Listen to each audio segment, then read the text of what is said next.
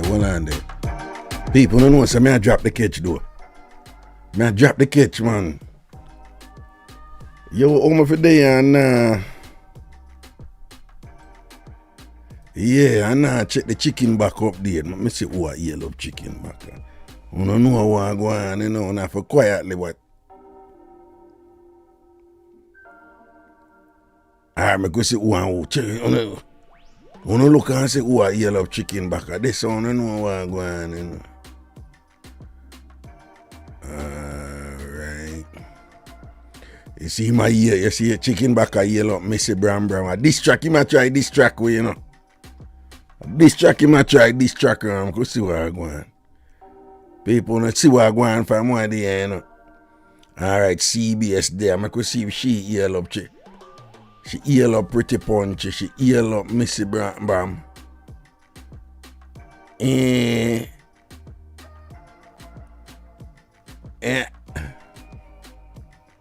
She give me a ear. See that rotted. People know what I go on, you know. You see it? CBS get chicken back. Let me see if a chicken back get the first yell. Yeah, see there she come and she give about 4 poopa lick, you know. 4 boom flicker and couple poopa lick and all these things. And then I could see what I go on, She yell up chicken back first. No surprise there, we know what I go on. So chicken back get the first yell and then me get a yell after chicken back. That makes sense. Cause in a CBS book based on where we are here with the mix up, Chicken back come before Raga. Try you know that. Chicken back a higher priority for CBS before Raga. Try you know that. Make we see what I go on it. Make we see who else. Make we see what I go on. So she goes so boom. And yellow pretty punchy. Then she goes so boom. And yellow Missy Bram, yeah? Yeah? And then chicken back take a cue and yellow Missy right after throwing up. See it there, I take a crew. And then him yell up Craigton and see it, yeah? And then she yell up Craigton. Okay. Alright. I could see what I go on.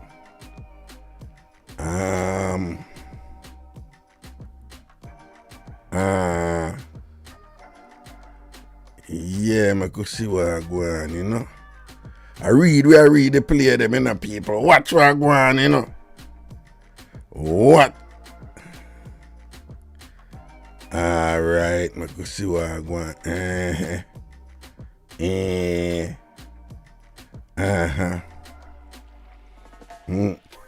Pretty punchy, you don't worry about my tongue and my lips, yeah? You don't worry about my tongue and my lips. All you need to know about my tongue and my lips is that them innocent. That's all you need to know. Okay. Boy, yeah, worry about God for bless my tongue and my lips. My tongue and my lips, them well blessed long time, but you wouldn't know that, don't? Yeah. Alright, Nakita Maxine in my place.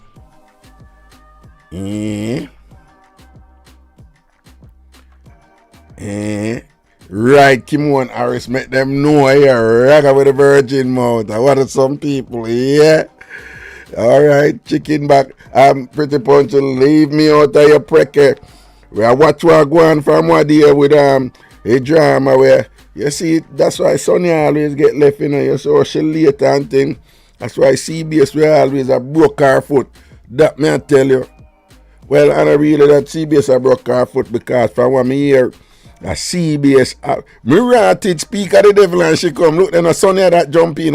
Hey, yo, she gonna live long as we say that Jamaica. Look how we just a call her name and boom, it's the Sonny a post and whatever. But from when me hear a CBS have up chicken back long time, a Sonny a running, you know, at least that's what Java say. You understand? So we don't know if a Sonny did have up chicken back long time and CBS are coming after because we know Java got defend CBS, you know. Cause a link there. That Java CBS link there. You understand? So we don't know if a Sonia did have up chicken back first and CBS coming in and broke Sonia foot. But we just go by what Java say, and Java say a CBS did have up chicken back first. And then Sonia want to come running. Yeah, with a grenade sitting and whatever, I want broke CBS foot. So we don't really know the meds, but you can just tell from certain things are going on in our chat, you know. Anyway, people, before we start, take some. Well, I make a open them phone line. Open them phone line, yeah.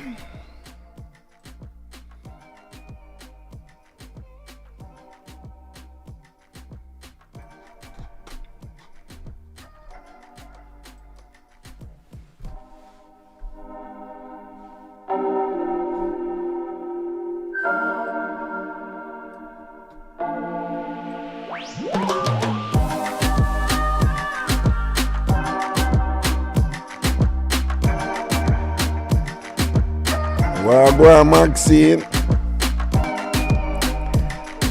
Yo, Maxine, we need to know how the New Year's cooking that it go on for you know. So, Sonia said, Raga, me just mix up some spices and dash it on chicken back, you know. Yeah, season him up down. Yeah, season up in cloth, yes. I hope the New Year good so far to all on. Oh, New Year. You must say NY.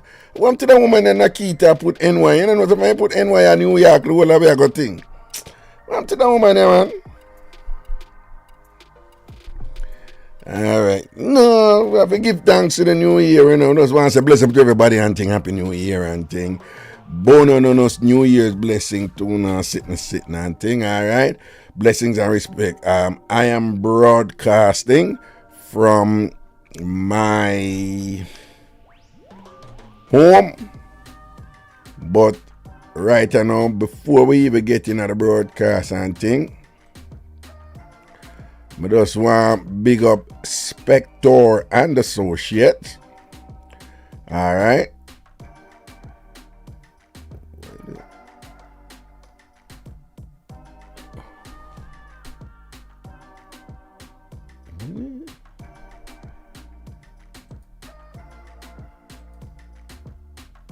Where is it? No,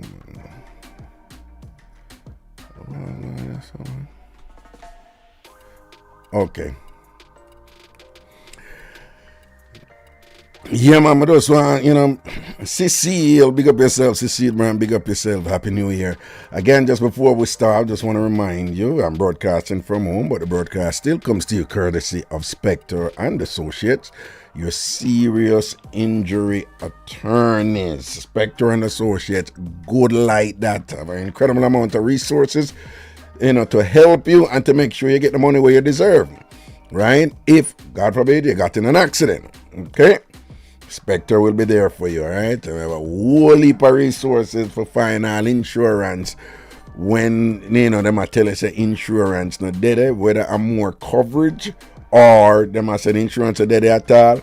Spector, them have a protocol in place to identify, if you get in a serious accident and the defendant is telling you that them have limited or no insurance, Spector can help you in that regard, right?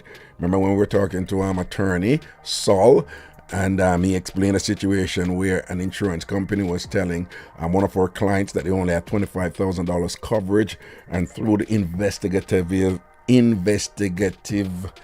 means of Spector, Spector was able to identify insurance coverage to the tune of $10 million. I will leave money that, So yes, Spector, good like that. Again, should you get in a car accident or any other vehicle accident, right, or any trip and fall or any construction site accident, we are the ones you want to call. The number is right there, 800-318-8888, 800-318-8888, 800-318-8888. Give us a call and we will deal with it for you, all right? Spector and Associates, your serious injury attorneys. For the next 2 months or so, most of my broadcasts will be from home. We don't need to explain to you what I go on there. So just know that there's some adjustments going on and it's all good. But, don't think that because I'm broadcasting from home, I'm no longer with Spector or anything like that. I know people's minds work, And I know that haters watch my show all the time and them, them are going to spread this and spread that and thing or whatever. But again, just know, say from now till around the beginning of March, most of my broadcasts will be from home. Also, I'll still be over Soundchat Radio, but only on Wednesdays in the afternoons from 2 to 4. Only on Wednesdays from 2 to 4.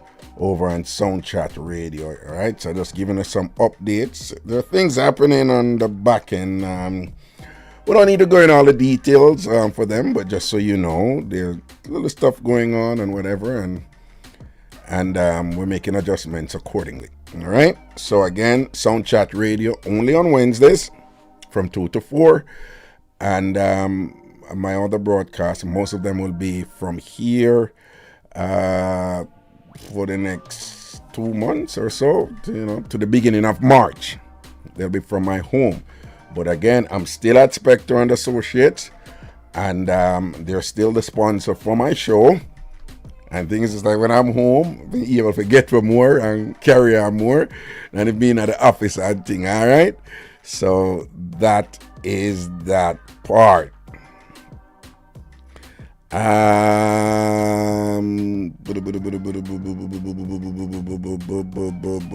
Anything else right there, so? Any other logistics, housekeeping stuff? Just have some stuff to say about the trips coming up, Ghana trip especially. I'll talk about that later on in the show at some point. Any other preliminary thing? Well, not right now. But again, that's the number for Spectre right there. 800-318-8888. 800-318-8888. All right. How on the new year? Boy, people, we could give thanks now. We could give thanks, right? And see what's going on the road there, you know, and unfortunately, some people never make it, all right?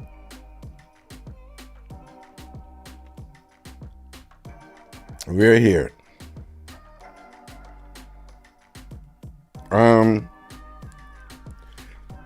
Can walk. I see you say you want to go on the Ghana trip.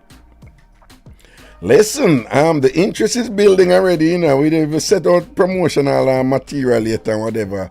But the interest is there. Like, I can see this thing developing into, quite a trip.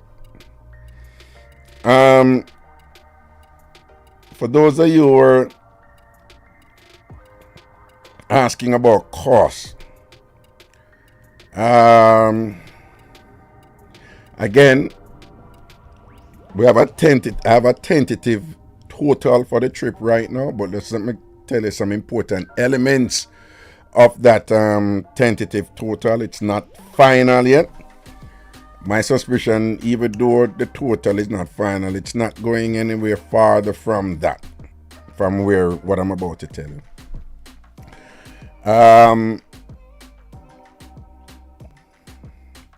A part of the total, it go up a little bit more than I thought, well, than I was anticipating, but that is because we are going on a direct flight from New York, right? Again, just want to remind you that in the progress of this thing, and I'm going through, I found it necessary. There's a whole bunch of travel things that we have to do. And it was convenient for me to launch a new business, which is a travel agency, in order to efficiently deal with all of these logistics associated with travel and organizing a trip. There's a lot going on the back end, but that is my responsibility to take care of those things with the people who work with me, okay? And so I have launched a travel agency, Tam Farm Travel Agency. It's a business, LLC. I did the training and everything and whatever, so I know what I'm doing. But again, we're going on a direct flight from New York straight to Ghana. Most people who are going, they take connecting flights. A lot of the connecting flights go through Heathrow Airport in London, but some go through. I actually like the connecting flight through Qatar, or most people pronounce it Qatar, and it's Qatar Airlines. But that's a long flight. I don't mind it though, because that plane is just different. I just love flying in them. There is certain comfort and luxury in my life, I'm not gonna lie, and they have it. But it's like, 10, 12 hours to Qatar, and then you have to wait like sometime 8 to 10 hours. Me no mind, because the airport is considered the number one airport in the world.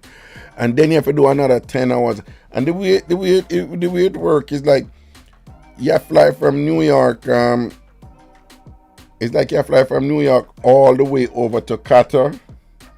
And in doing so, it's almost like you pass Europe and gone over to Qatar in the Middle East. Qatar is over in Saudi Arabia, Israel. And then you have to come back down now to Ghana, in Africa, in West Africa. So it's longer, right? So the flight over to Qatar is like 12 hours. And then you have to come back down and whatever. When I was going to Ethiopia, it was great. because we didn't have to come back to West Africa from Qatar. We just went over to East Africa, to Ethiopia. So it was perfect, for the Ethiopia trip. But for the Ghana trip, it makes it longer. You don't want to do that. And a lot of you who are expressing interest in the trip, you've never been to Africa, right? Most people who are expressing initial interest in the trip, you've never been to Africa. So you've never been on such a long flight. Pretty much all of you, most of you who have expressed interest so far, you've never been on such a long flight. And so I don't want you to have to go through that. So because the way I'm organizing the trip, it's not a connecting flight, it's a direct flight. You have to pay a little bit more. You have to pay $700 for the flight, for the direct flight.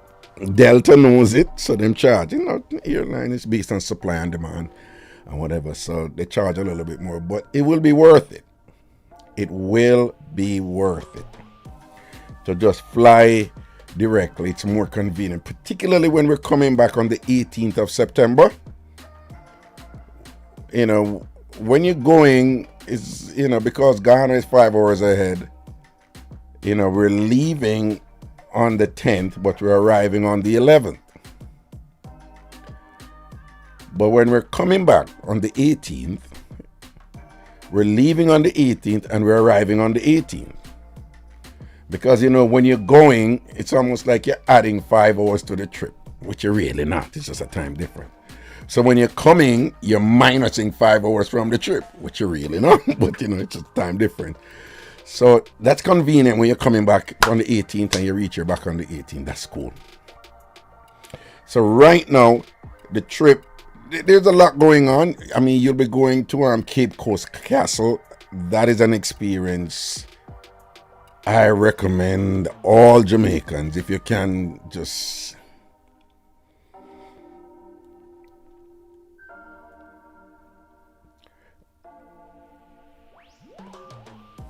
it is emotionally tugging, and it's not like big balling or something like, and I like that, but it's emotionally, the Cape Coast trip, right? So we're definitely going to Cape Coast Castle, which is in Cape Coast, and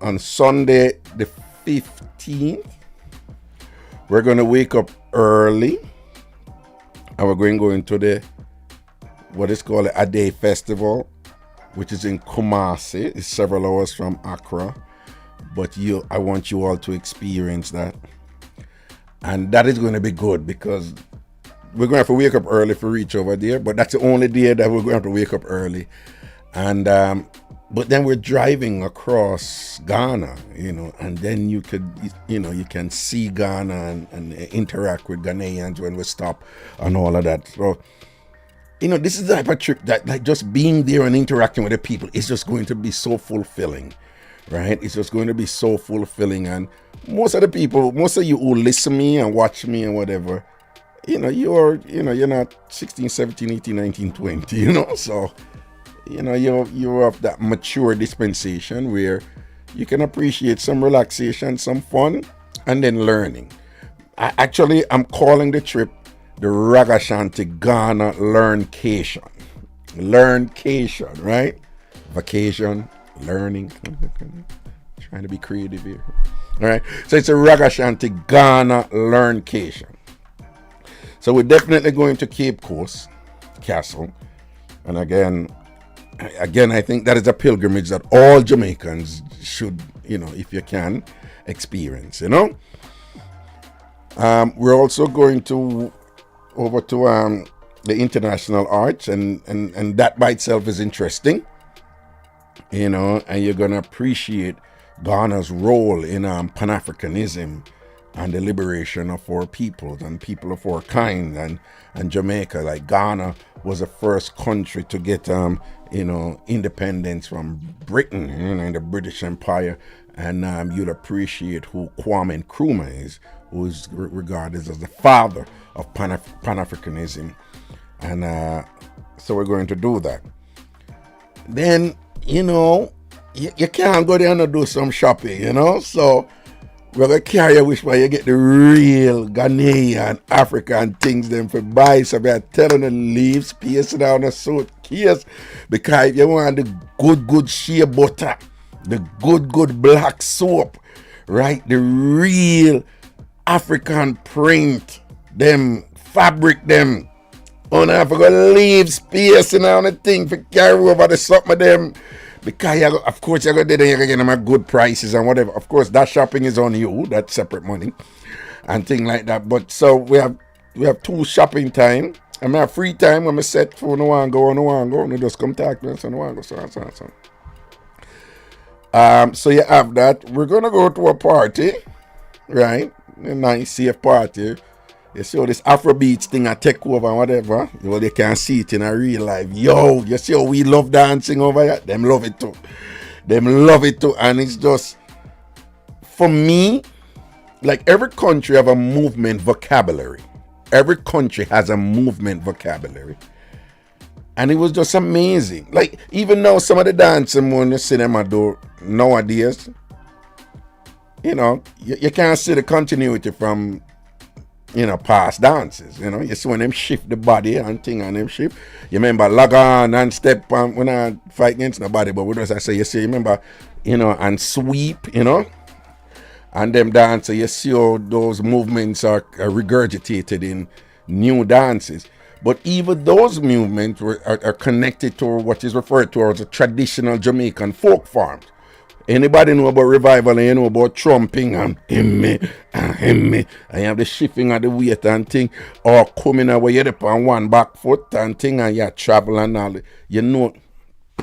I am going to explain some of those things to you and make you appreciate them and feel good about yourself and thing, and so you're dead in the motherland and experience them, look at thing there, whatever. So we have a whole bunch of other activities. For the foodies, we are going to want to see certain look at thing. We talk about that after whatever, right? So the initial cost for the trip, again, we are talking about hotel, and it's a nice hotel. I mean, it's not the Waldorf Astoria, but it has to be a nice hotel. So the initial total cost is $3,880. That is the flight, the hotel, and covering for the main trips, right? So, the Cape Coast Castle, the Day Festival, the Ashanti Festival, and that's going to be interesting. And, when we have to go over to Kumasi, which is the next big city in Ghana, separate from Accra and things like that. So those expenses are covered.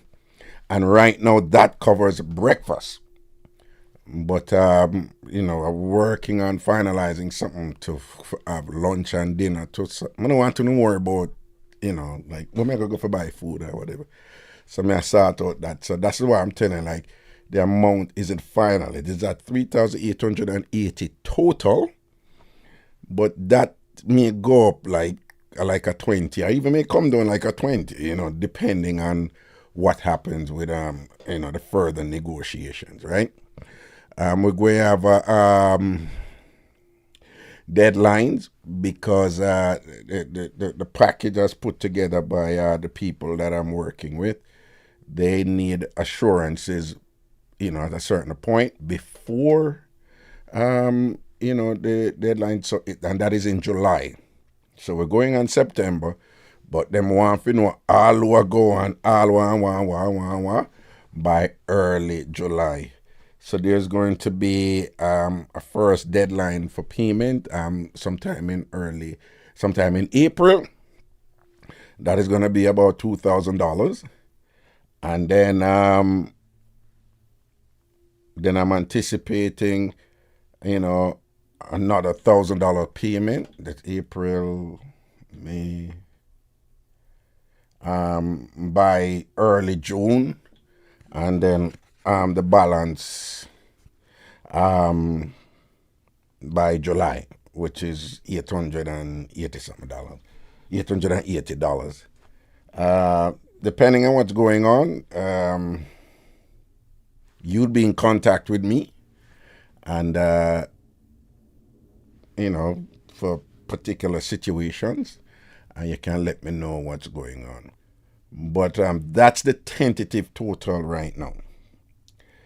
Depending on what, the flight part is dealt with. It's just the hotel part. I'm just making sure these are the big part of the trip, So I'm just taking my time, looking at my options and thing, and making sure that all of that is sorted out. Again, this is a trip.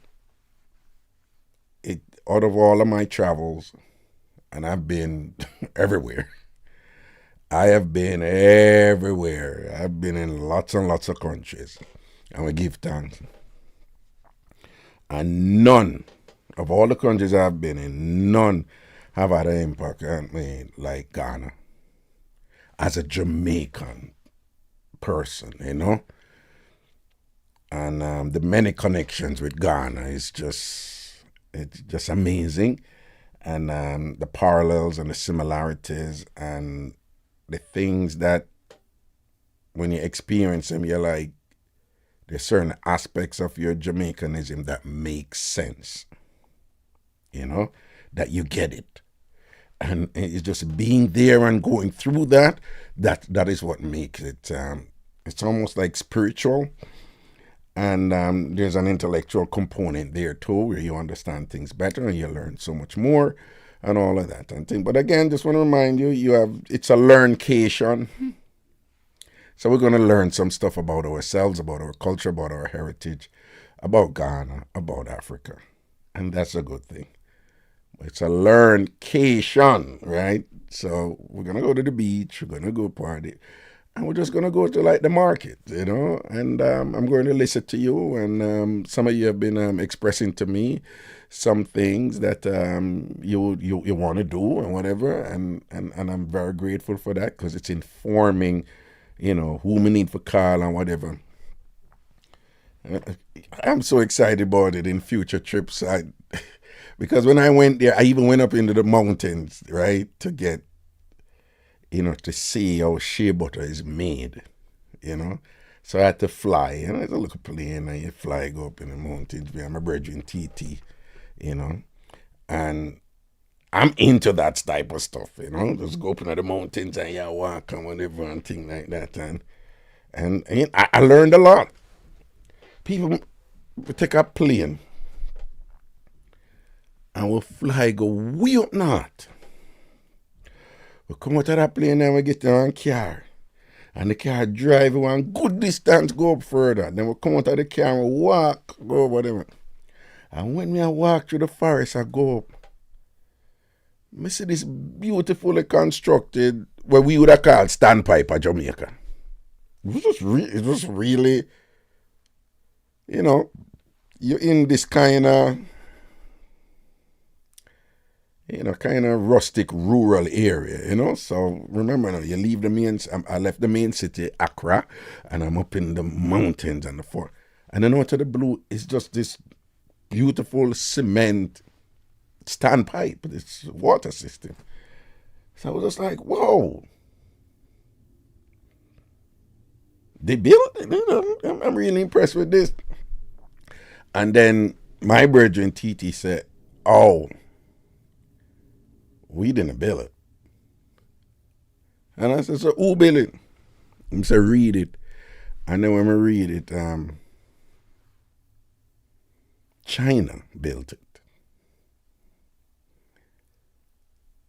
And that was just, I'm just saying, like when you're there, you experience little things where you're like, wow. Think about that. For those of you who don't know, like China has been, really spreading its thing in Africa, all over Africa. But whatever is going on in terms of, first of all, just understand this, like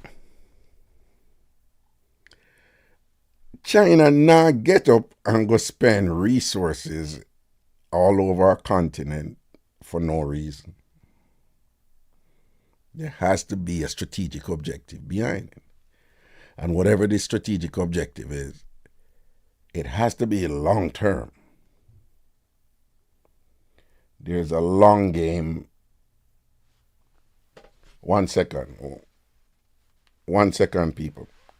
Hello?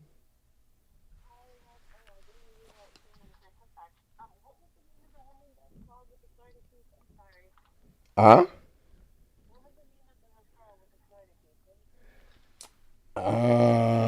Sarah. Yes, Sarah. Yeah, man. I forwarded the emails to you with the recordings. Okay. All right. Good. Good. Okay. Sorry about that, people. You know I got business. So there I am. I'm like, so for me, it was like, what is going on? What is the objective here with China? Why part of what they're doing is they're making a standpipe. We up in our country, them and make a standpipe up there for the people. It's like whatever they're doing, it's so holistic and comprehensive that they're like leaving no stones unturned. All areas and whatever I want a footprint, in all the areas that deep rural jungle, you build a standpipe up there, and people, no matter. I don't know if someone want to see some of the videos them out there and whatever.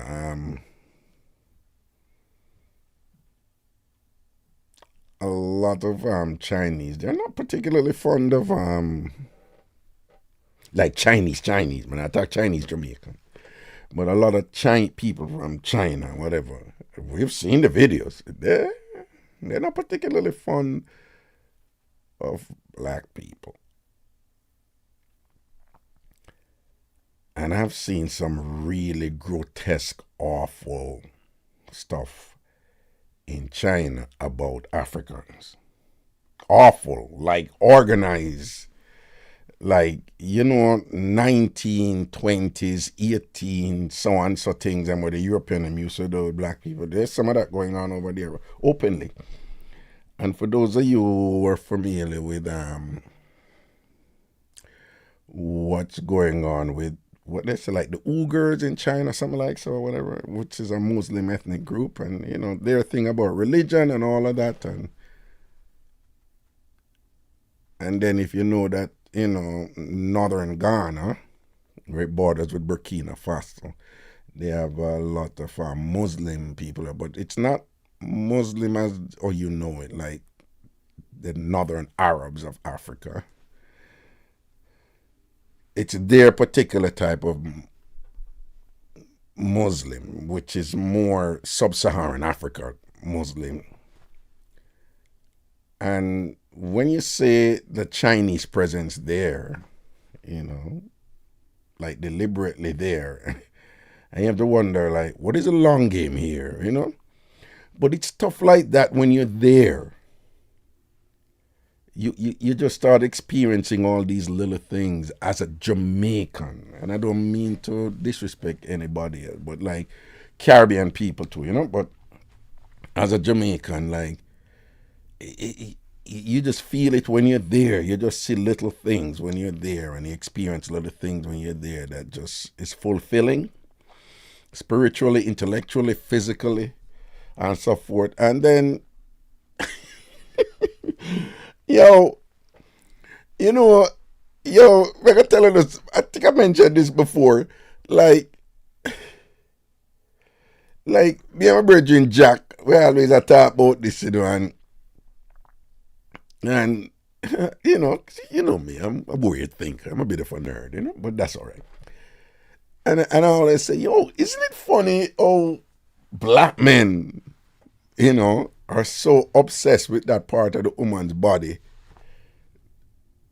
They love that part of the woman's body that they would never engage in love with, right?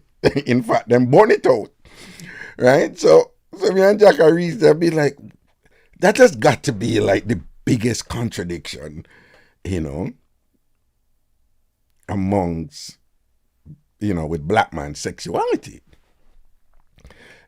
Because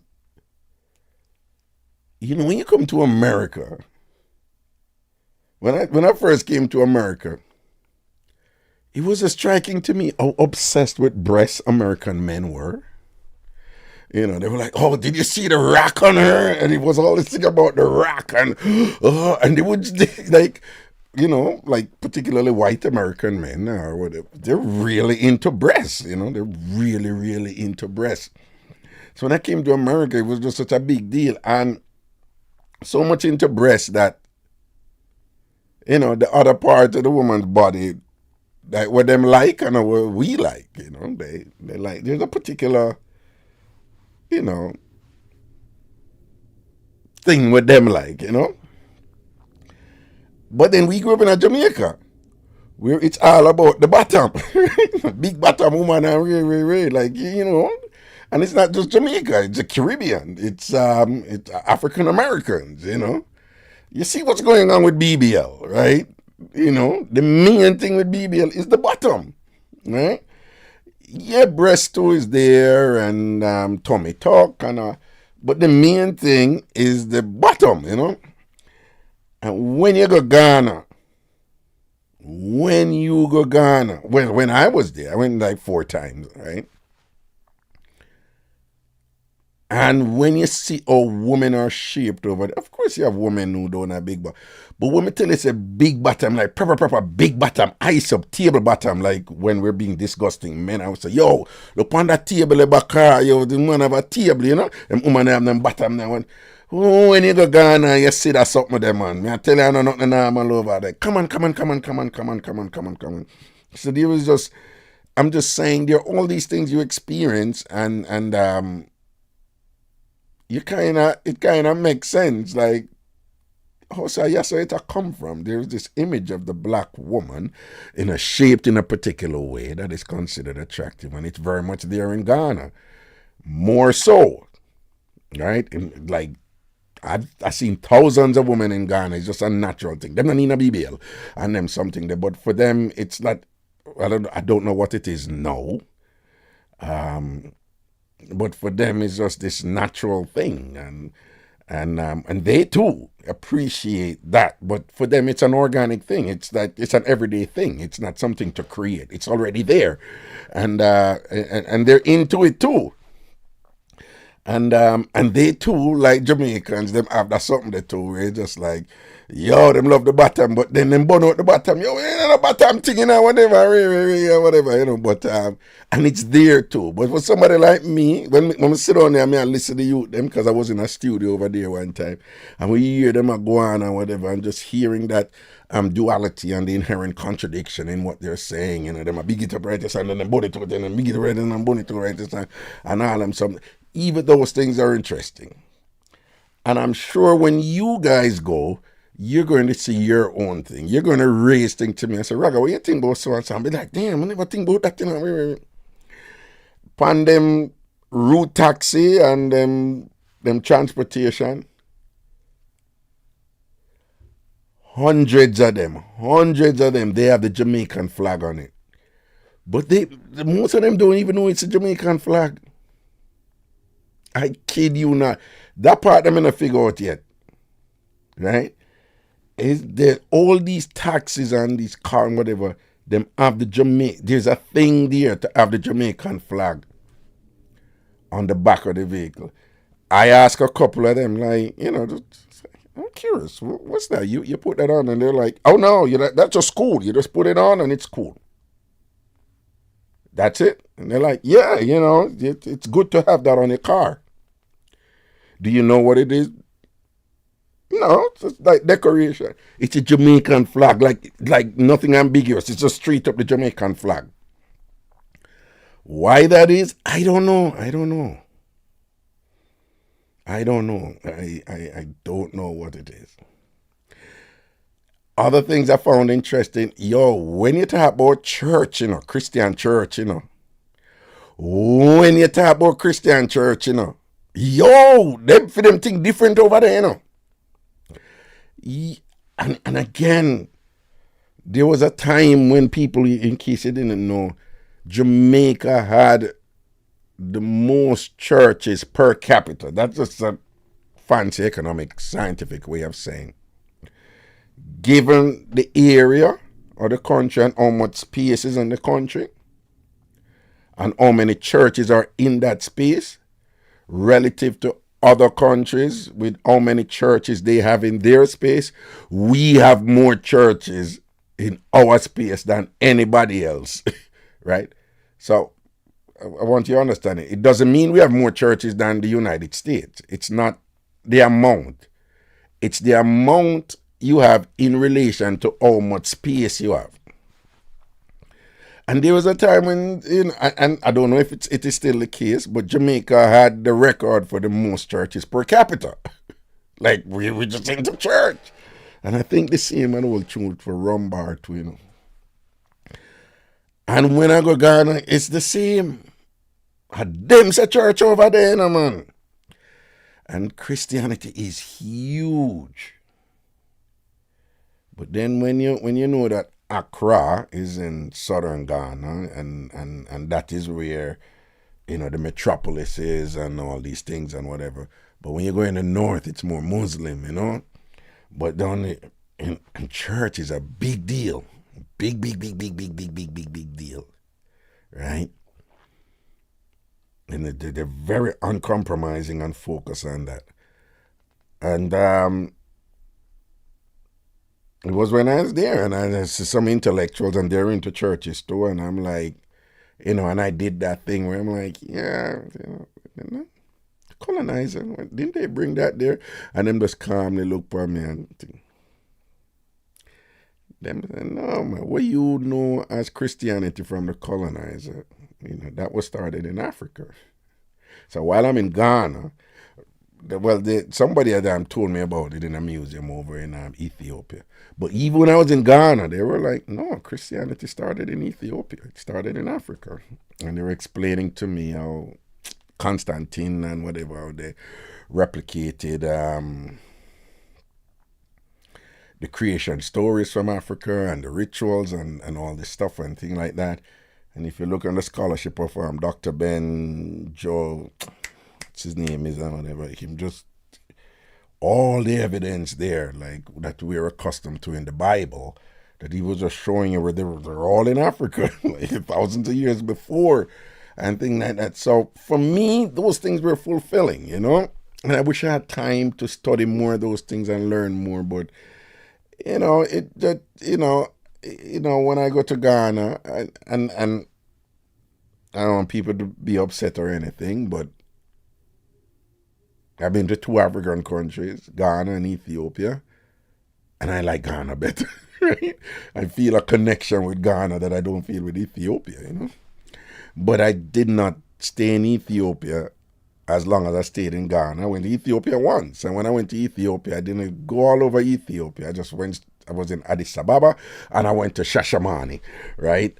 Just to see the Rastafari in Ethiopia, particularly the Jamaican Rastafari who had repatriated, and they live in Shashamane on lands that was given to them by His Imperial Majesty Emperor Haile Selassie. And so with all these Rastas from all over the world, including Jamaican Rastas who were living in that area and whatever, I wanted to see, because it was on my bucket list.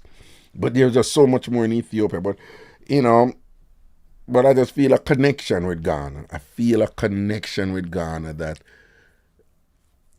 you can't explain it. You just have to experience it yourself. So, and that is why I'm so excited about this trip, because it's one thing when you do it yourself, It's another thing when you do it with, I think it's going to be, I'm going to enjoy doing it with fellow Jamaicans, and engaging in that experience where we're exchanging thoughts and observations and so forth. And I have a colleague who is over there in University of Ghana. He used to teach at the University of the West Indies when I used to teach there and whatever. So I'm trying to reach him to get him to explain some of the, yes, chicken back, that's it. Dr. Yosef Ben Jokanan, boss, man. When Dr. Ben explains something to you, and like You don't have to even think about it too much. It's just evidence driven, and you're like, wow, So I just have this love for Ghana, like that I know it's because I'm Jamaican why I have this love for Ghana, because like when people go to Ghana and they're like us, and I'm like, no, we are like them. This is the root, this explains us. We have evolved into our own and we have created our own Jamaican identity, but again, everything has a root, and West Africa is our root, and it's not just Ghana for us. Remember, many of our people, some of them have in Cuba, if you know about Santeria and whatever, and the worship of the Orishas, and this kind of multi-deity type of thing, Elegua, Obatolo, and all these things. For those of you familiar with those things, that's grounded in Yoruba tradition. And most of Yoruba people, for example, a lot of Yoruba people are over in Nigeria, which they have differences for us in, we are more from the Akan speaking people, which is made up of multiple ethnic groups, and you're going to learn about them when we go to Ghana, and we are descended mostly from the Ashanti and the Fanti, and when people explain certain things or you're around those people in particular, it's like you make sense, yourself makes sense, and yourself becomes more. For me, my trips to Ghana and the way it explains helps me to explain who I am. It's so empowering. It's so powerful for me. It increases my comfort with myself. I'm not throwing a word for nobody else or anything, right? But you see other people, them do different things to themselves to aspire to certain constructions of beauty and them something and whatever. And like a trip to Ghana, like me already know some of the things them, I already know some of them, but based on my trips to Ghana, is like them just solidify, There's one thing when you learn a truth. There's one thing when you learn something that's corrective. There's another thing when you experience it, when you experience the truth. And for those people living over there, I'm sure they're living the truth, right? Does it mean that Ghana doesn't have problems? No, Ghana has problems. Every country has problems, and Ghana has its share. I mean, it is still one of the safest countries in Africa and things like that. But what I'm saying, as Jamaicans, I just think that it is extra special. Ghana is extra special for Jamaicans because there's a continuity from Ghana that exists within us, that when you're there, when you experience that, it's beautiful. Would that be the same for everybody? Every Jamaican? No. Right? And some Jamaicans going to hear you talk and be like, oh, there they go again. And a Jamaican with this kind of romanticization of Africa and whatever. But no, I hear nothing about no Africa. I'm a Jamaican and thing like that and whatever. And I wonder if them knows enough of them African that them don't even like we and them like when we. Yeah, I heard that. So it's not for everybody. It's for those who are interested in that thing and that aspect of themselves and want to learn more, and when you learn more, you want to feel more, because for me it's it gets on that kind of granular level for me that I feel more, and for me it's like I feel a connection and I feel at home and whatever.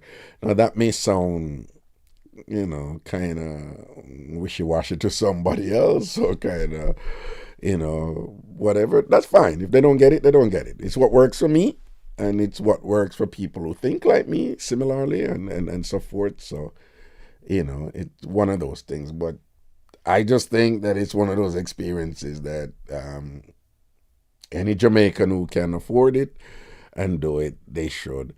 And I'm going to work very hard to make this trip, fun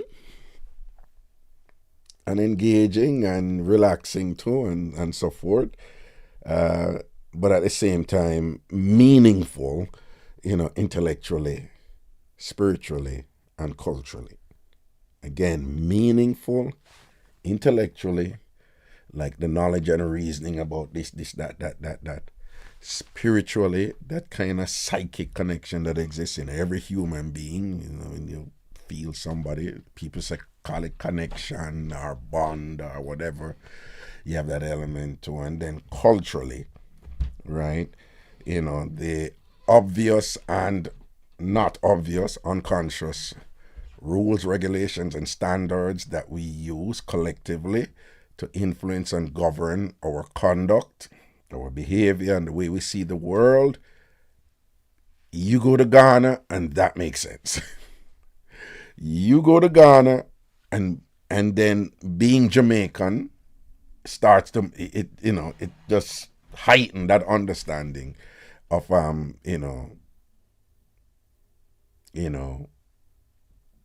of being Jamaican. Now the other parts of the Caribbean that share similar things with. I mean, we have a shared heritage in the Caribbean. That part I'm not fully qualified to talk about some of those differences as much. I just know them in a basic way.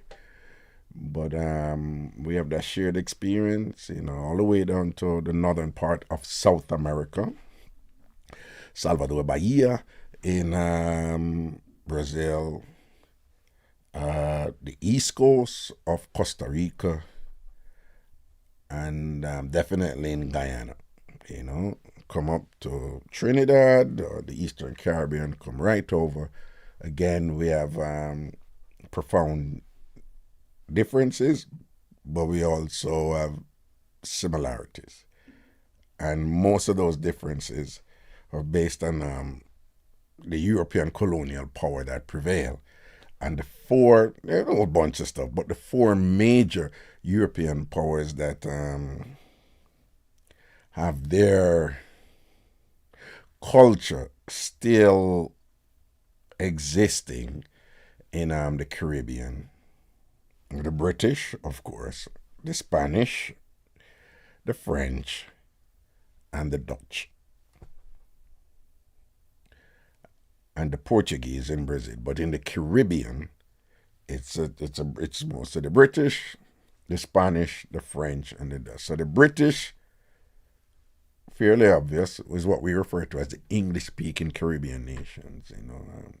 Grenada, Barbados, Trinidad, Jamaica, and whatever. Barbados is huge.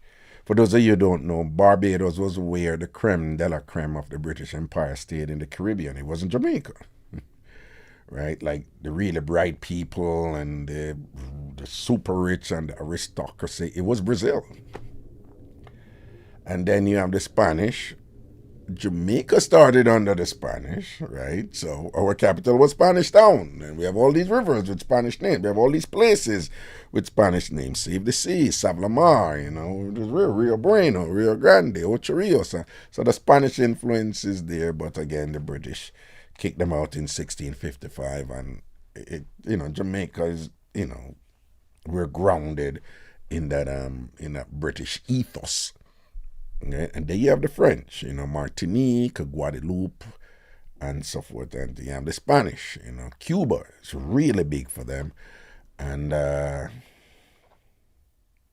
Dominican Republic and Puerto Rico, is really, really big for them. And the island of Hispaniola is divided, of course. So you have the other half, which is French influence with Haiti. And then you have the Spanish on the other side and things like that.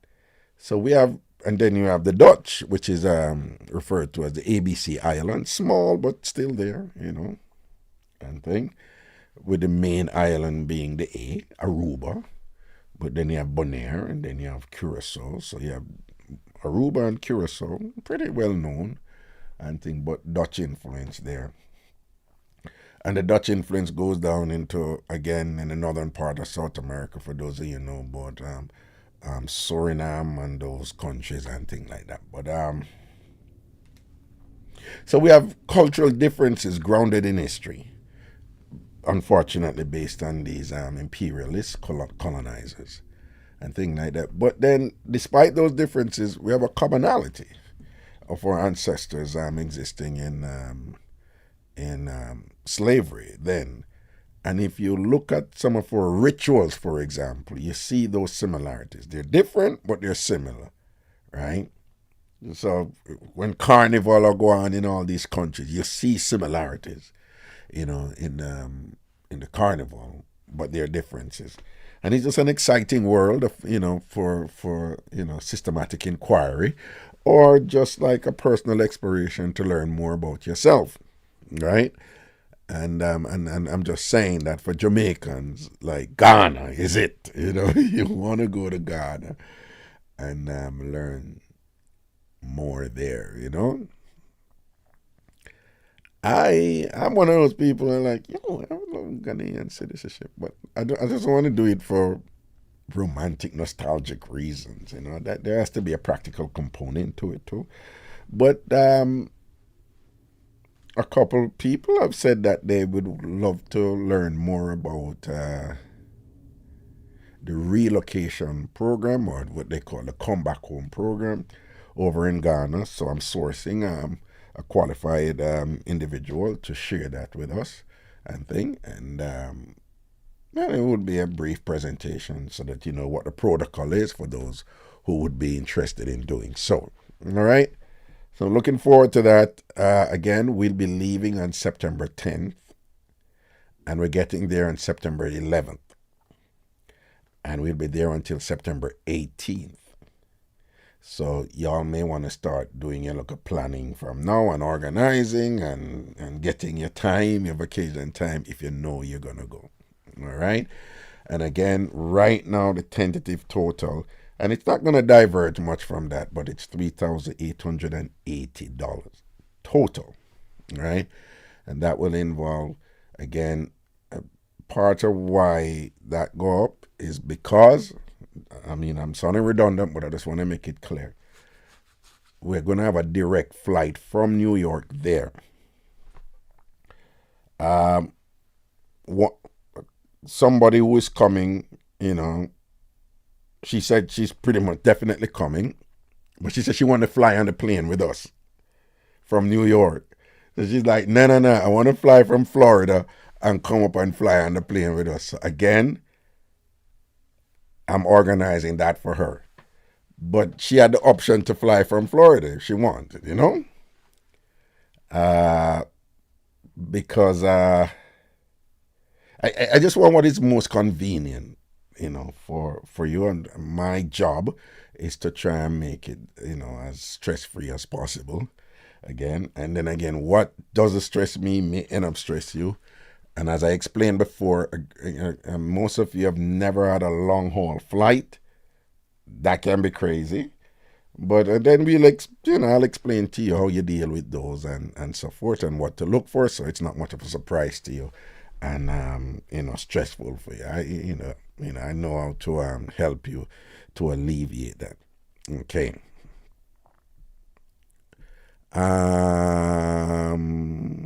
Let's see. Any questions? Anybody have any questions in the chat? Or hold on, let me. If anybody have, let me take off this.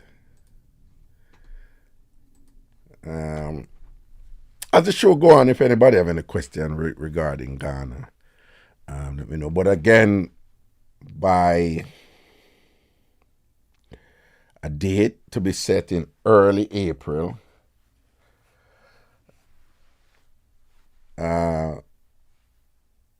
with the travel entities that I'm working with, everything has to be finalized by early July, even though we're leaving in September, which is understandable. Because this trip, I don't know what the numbers are going to be. I know about, I'd say about 12 to 15 people already say, no, I'm really interested. But, some of those people are like, yo, I'm going to talk to so-and-so because they had wanted to go too. And, people are really excited, There's some long-time Tom farmers who, grown folks, who, who don't really call in or whatever. It's just so refreshing. Like, most of the people who are expressing interest in the trip are people who have been listening to me for years and years, but they don't call in, right? Silent listeners, and those are the ones who are like, no, I'm really interested. And, at a time farmer say, I'm listening to you 14 years now. As soon as I hear you're going to Ghana, I went and I told my husband, I'm going on this trip whether or not you're coming. Right? And she said she was planning it for her 60th birthday, and her name will remain unmentioned, of course. But she said that was in 2025. But she said once she hear about the trip now, she said, well, it's 2024. She's just like, it's a little earlier, but me I go, right? And all these people are excited about it. So I remember it. I haven't put out any promotional material yet, so who to tell what the total is going to be. But again, as we get going with this thing, I will book your flights for you, right? I can book your flights for you, right? And those flights is nothing about profit or nothing. It's just getting you the most economical flight and thing like that, so that it can be convenient for you as much as possible, right? So some of you will, depending on where you want to fly and whatever, we can organize that. But for those of you who are going to fly from New York, right, the flight plus the hotel and everything and the package and everything and the transfers and Cape Coast Castle and Independence Park and some of the other things and whatever to cover right now, that is $3,880. Depending on where you're flying from, all right, it can, the cost will be different, okay? But just let me know, and I will take care of all flight concerns. Tam Farm Travel Agency. This is a long-term game that I'm in. We're going to be doing more of these. The Ghana trip, I want it to be annual, but we're going to go to other places. So, if you just want to book your own flight to go anywhere, whatever, you can still link me, okay? But I'll be organizing my learncations or my little food adventure, or like I say, yo, I'm going to go up on one food trip to Vietnam. I have all these travel colleagues who are saying, yo, listen, like Vietnam is really pretty. We grew up here about Vietnam War and all. And Vietnam is one of the most beautiful countries in the world. And they have one of the best cuisine, So I've always thought about like a little food trip to Vietnam. All those are in the future. The point is, I have to have the right platform and the right structure in place to deal with all of these trips. And what better way to do it than to have the travel agency did the training, quietly do it, I'm do my thing them late, them just do what I do. When I'm done, I tell you, and only put it out there if me need to put it out there. So there are other things I'm doing when I don't need to say something I do. But this obviously is something that I want you to know. So I did the training. So travel agent and Tam Farm Travel Agency, licensed company, etc. So anything to do with cruise, anything to do with flight, anything to do with hotel, anything to do with vacation package, just link me, right? And anything to do with logistics associated with this trip in terms of if you want to fly yes or fly this or you want company trip from New York or whatever, let me know. Because the connection thing can be a little, yeah, if you're connecting in Amsterdam, you're connecting in Qatar, if you're connecting in London, if you know, and there's some other airlines there who go, but um, I'm not knock them or anything. It's just that I know that if you're gonna fly this long, as much as it can be comfortable for you, it's going to be helpful. So there are some other airlines that nothing against them in terms of their culture or anything like that, but if you were to ask me as a travel consultant, like, what, knowing you, most people listen to me are Jamaicans or you're from the Caribbean or whatever. There are some airlines that say, well, you could go on that one. It looks cheaper, but um, the experience will be very different. So, and this has nothing to do with money. Like that part has nothing to do with money. It's your comfort that I want, and reduce the likelihood that you have to end up to deal with some logistics where it's going to be problematic. And when you're on long haul big trips and like most of these flights, for example, when you go to an airport, you have to go to a different terminal to get the other flight. It increases the likelihood of problems with your bags and the transfers and all them. So, trust me, I've been doing this for years. I know what I'm talking about. And I just want to reduce the likelihood that you have to go through, oh, it didn't transfer and your bag end up someplace else because this and that, or when I leave this terminal or go for this terminal, this happened, I miss the flight, and I would prefer not to have you going on this trip when any little thing happen and you get stuck here, so on and them little thing there, whatever. All right, so that is why I thought about it and I said, yo, the direct flight, better. But again, some of you would be flying at different points in the United States. There are people coming from California and they're going to take the direct flight from New York, but they have to fly over from California. I'll take care of that, right? I don't want, as if it is like what I'm doing, for example, there are some instances where I can, for example, not all, I'm just saying, if you're flying from a certain point in the United States, your ticket can end up being pretty much the same as what people are paying from New York to go straight to Ghana, even though you're flying from someplace else. Because in the airline industry and flight, it's all based on supply and demand. And as some of you know, like the airlines hate this, but like the really savvy travelers, you can be going from point A and you're going to C. But if you want to go to B, you end up paying more than if you fly further or go C. If you go point C. Right? You follow me? So you leave A and you have point B and you have city C. Right? But flying from A to B is more expensive than flying from A to C.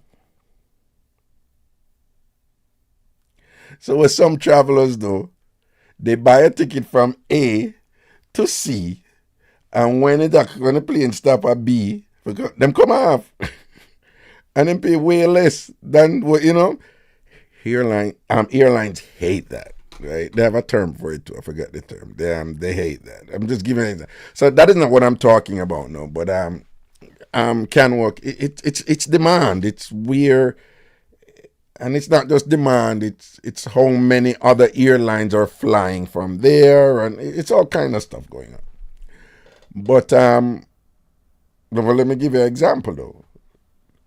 The cost that it is to fly from JFK directly to Ghana, it is possible to get a flight from certain cities in California, not all, certain cities in California, that will bring you from that city to JFK, connect you on that flight to Ghana, which is the same fare of what people are paying here in New York to go straight to Ghana. And it just counts as one flight. Not all the time, right? But that is where I would come in. And I would go in and just look what the options are and thing. And there's all this stuff that can go on the back end to that, that you have to kind of wade through and kind of compare and contrast and all these things or whatever. So I just want you to know that I am available for those type of adjustments in terms of bookings for the trip, depending on where you're coming from, right? This is my baby, and my primary goal is for you to learn and enjoy yourself on this trip. And I'm going to take care of all the logistics, and I have a couple of people helping me and so forth like that under my direction and things like that. Okay.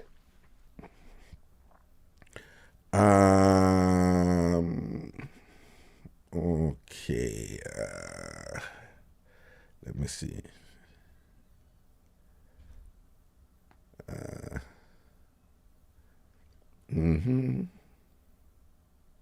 All right.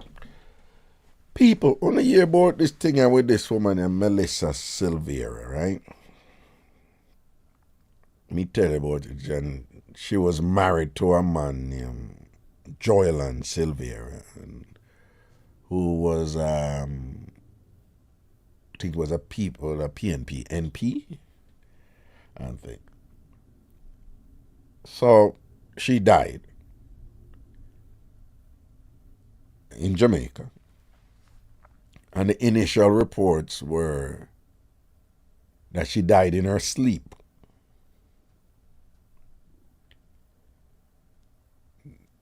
And when we say reports, like the official media houses and whatever, that was the understanding, that she died in her sleep. So somebody put it out there that she died in her sleep.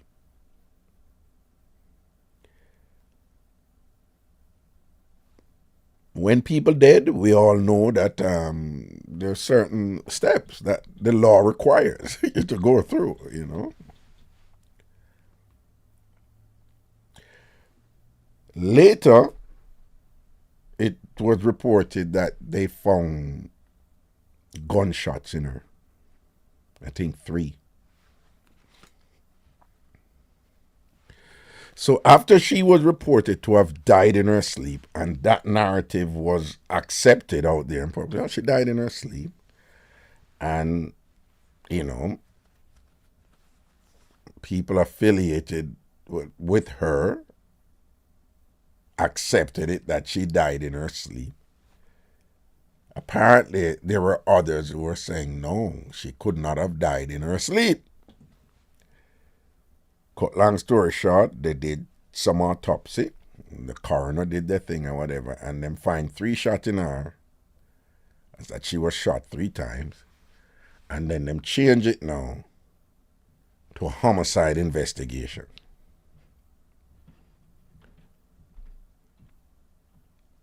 Since it changed to a homicide investigation, as far as I know, there have been no arrests. It just was announced that it was changed to a homicide investigation. And they also announced that a police officer is under investigation because I'm just following the reports that many of you already know about. But they were like, he was the only one on the scene.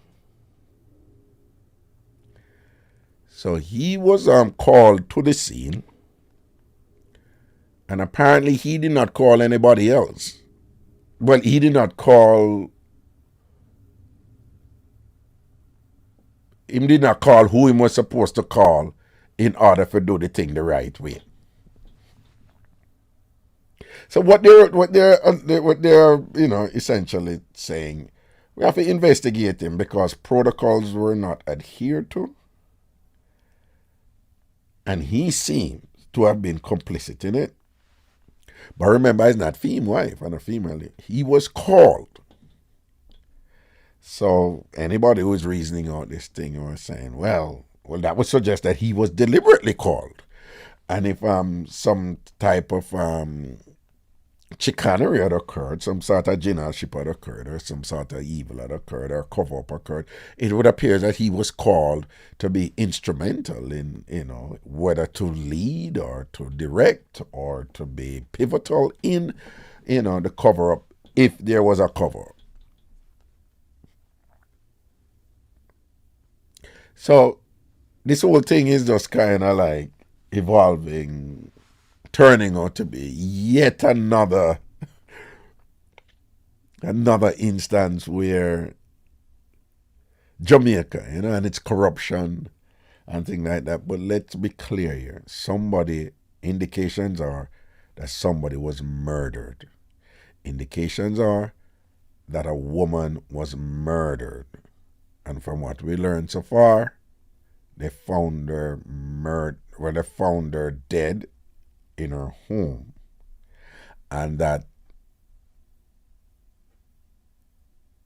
somebody or several people, whether through mistake, which is unlikely, or deliberately, had advanced a narrative that she died in her sleep.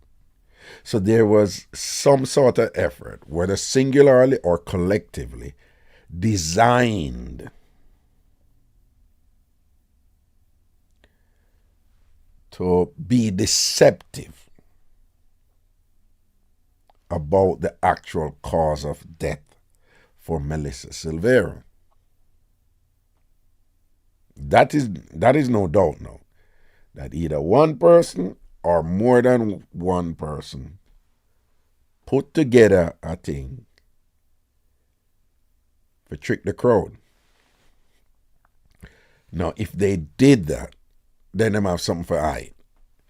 And what they would have been hiding, and a reasonable mind would say, oh, so you murder her, or she was murdered, and what they're hiding is who murdered her, because the murderer don't want to get catch. So whether it is the murderer who singularly put that out there, or it was the murderer in collaboration with others who designed this and put it out there. But what we can deduce thus far is that something terrible happened here, somebody do something bad, and there is some effort for cover it up. A woman was killed, a woman was murdered.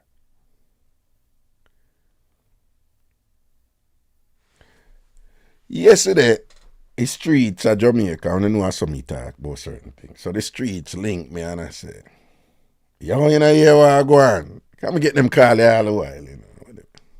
The man said, what? So them I say, you know, say them did lose a child. I mean, I say, yeah, me hear that. Like the couple, the married couple. A child is dead, you know. I mean, I say, yeah, me hear that. Me hear them I say, like, them for go investigate the picnic death too and whatever. And, you know, so when I say, yo, bigger than that, you know. After the picnic did dead, them never did get along, and the man did move out. So I said, what do you mean, the husband? And I said, yeah. The husband never lived there. So I said to the person, the husband never lived with the wife. And I said, no, you know. So I said, big man, well, and then somebody else talked to her. I said, the husband never live with the wife. I said, no, man. I said, well, and some get it still, you know. You said them live together. I said, nah, man, the husband never live with the wife. So I said, no, I want to tell you, said the wife, a woman she did there with.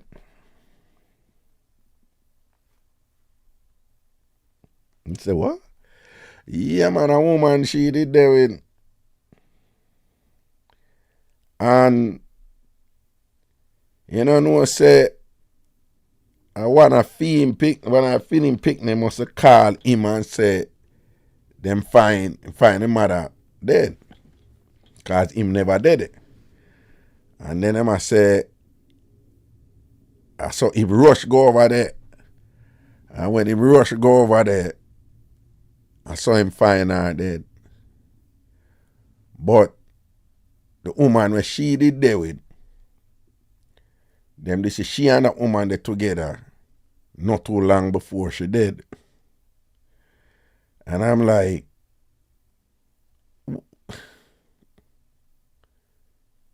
but you seem to be suggesting that she was killed by her female lover. And I say, yeah, then I that the street, I that we are finding out.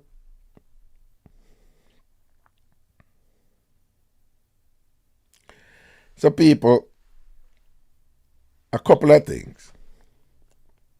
You see Jamaica, I know an easy place, I tell you, but it still don't make sense to me. That explanation, yeah, it don't make sense to me still. And again, me never did it, but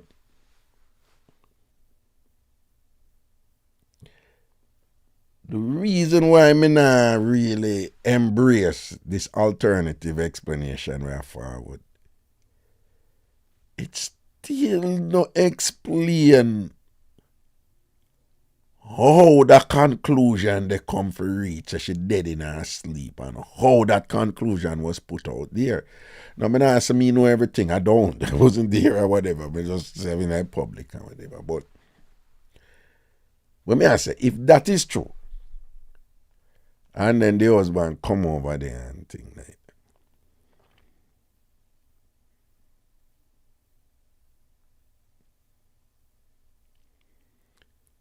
the question then becomes, what happened and what would have led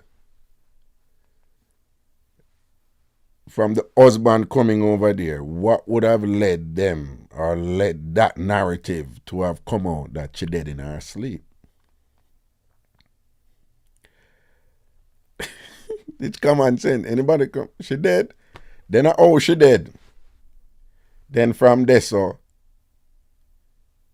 if she was shot, she would have to bleed.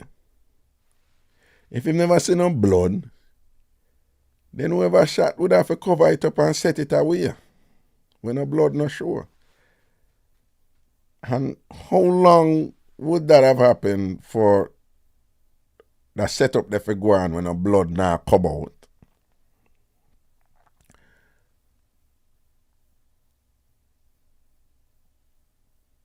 And all that fitting now that a police officer was called and allegations are that that police officer failed to follow standard basic protocol.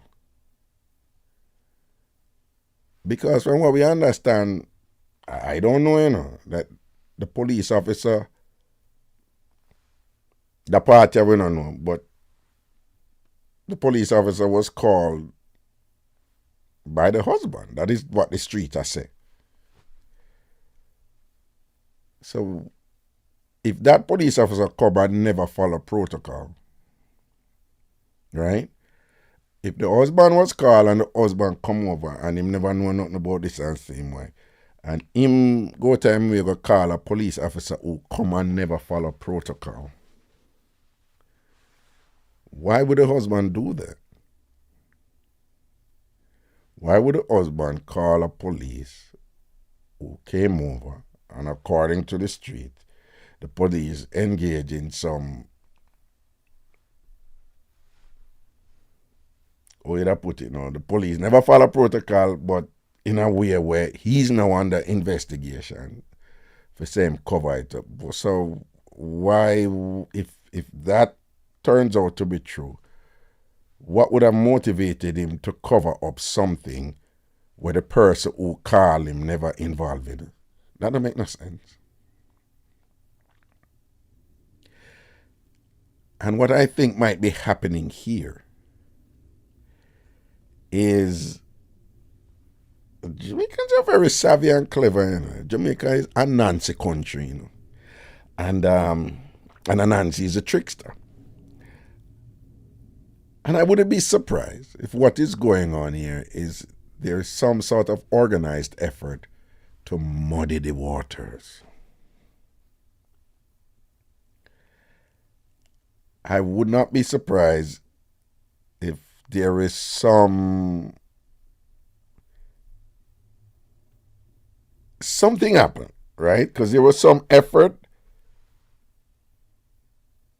for the public and everybody to believe that she died in her sleep. That did not turn out the way that whoever was doing that wished it for it to turn out. And given that that didn't turn out that way, it is possible that those same entities who had designed the initial deception are engaging in, further damage control now. And this person would be in the fight for their life because a conviction here is going to be pretty serious. And who for tell if those same entities now are deliberately,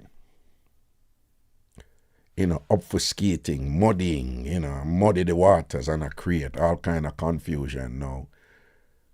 Whether the objective is to convince the public otherwise or to create so much confusion now that even if the matter goes to court, that it would decrease the probability of the prosecution, achieving a guilty verdict based on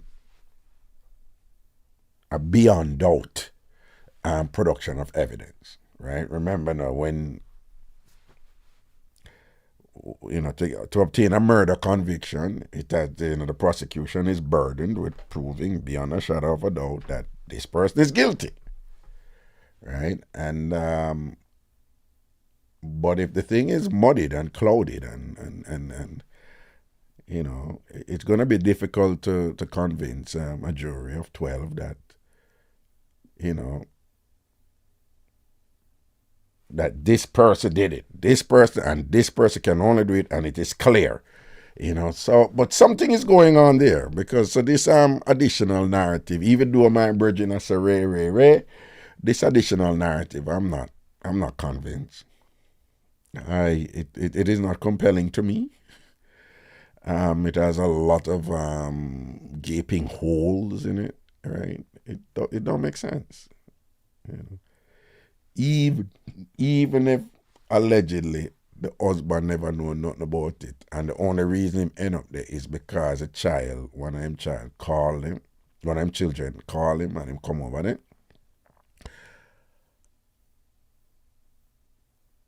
And if him come over there and never know nothing about this, how is it that still end up being that we were given a deceptive narrative about what happened? Probably there's an explanation for it and I just don't hear it yet, Probably there's a reasonable and logical explanation for it and we just not hear it yet. I don't know, but I'm just saying what I've heard so far and this added thing with them have out there now, it sounds to me like it's a distraction, and it sounds to me that it was designed to be a distraction, to pull us away from where everybody was focusing on, which is like, hey, you were the guy there, you were the husband, you were there, whatever.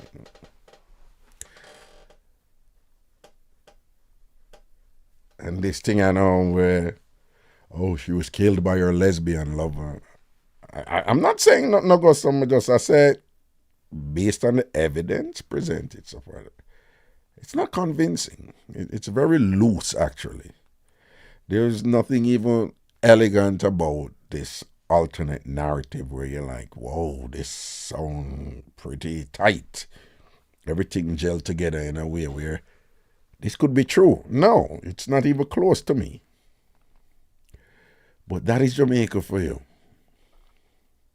This is nothing new. This dance goes on a lot of times, and it's usually done by the people who have the means and the resources to do these things. And we've seen so many people get away with so many things in Jamaica, and because they have the money. In Jamaica, money talk. Money talk. If you have your money, you can get a lot done. And we have seen it over and over and over again about who is held accountable for criminal conduct and who get away with it routinely. And we may be in the midst of, another rendition of that dance, to ensure that certain people get away with murdering this woman.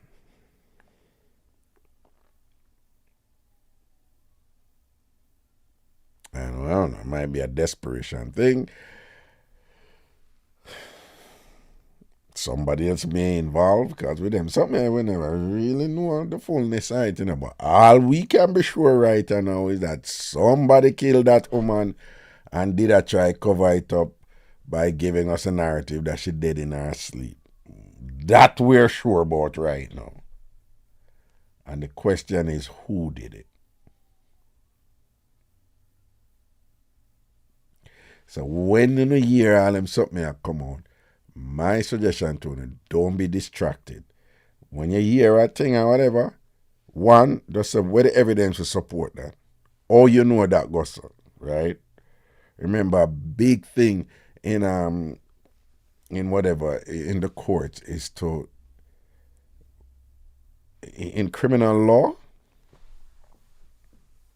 there's this huge, complicated, complex area of hearsay, right? There's so many hearsay that is not allowed in the court,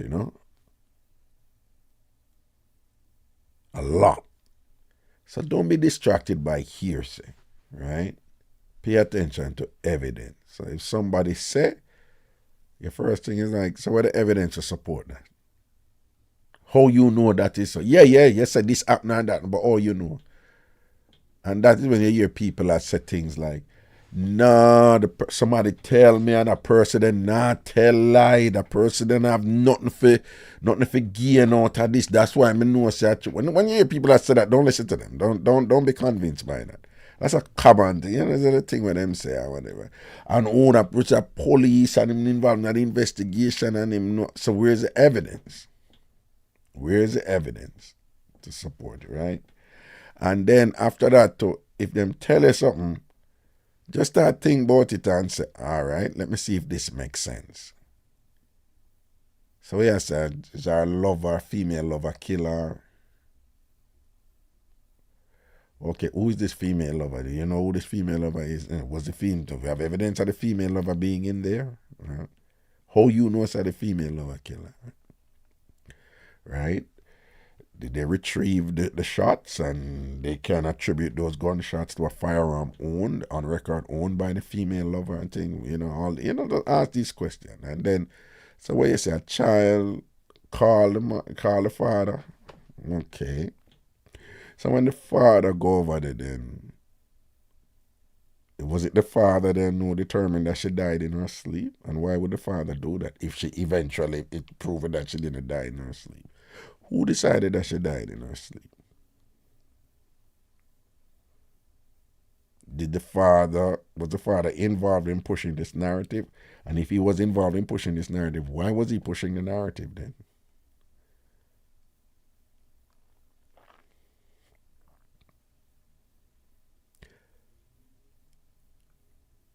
And if the father come over, like you say, and found her dead, why would the father just call one police who come over and through whatever they did and didn't follow according to reports, it come out says she died in her sleep, which we know now she didn't. It don't make sense. It don't make sense. It don't make sense. And again, this is in the context of I don't need to tell you. You see what has been happening to women in Jamaica. It's awful. It's awful.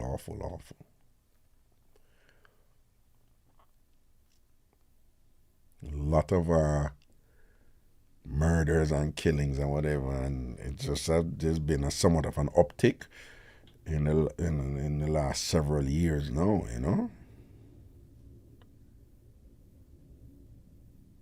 And we would like to consider Jamaica a civilized country and progressive enough where these murderous acts against women are discouraged.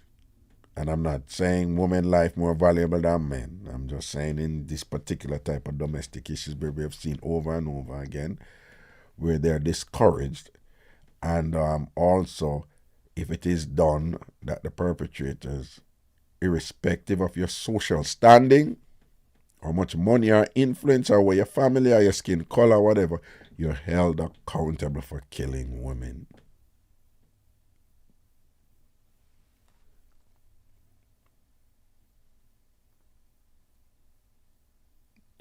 So apparently this alternate explanation is taking a little bit of a foothold and thinking whatever, but there's nothing about it that's credible to me, you know. And even my brethren, I say what somebody said, dog, yeah, repeat this thing, yeah, like, you know, you didn't even approach it critically.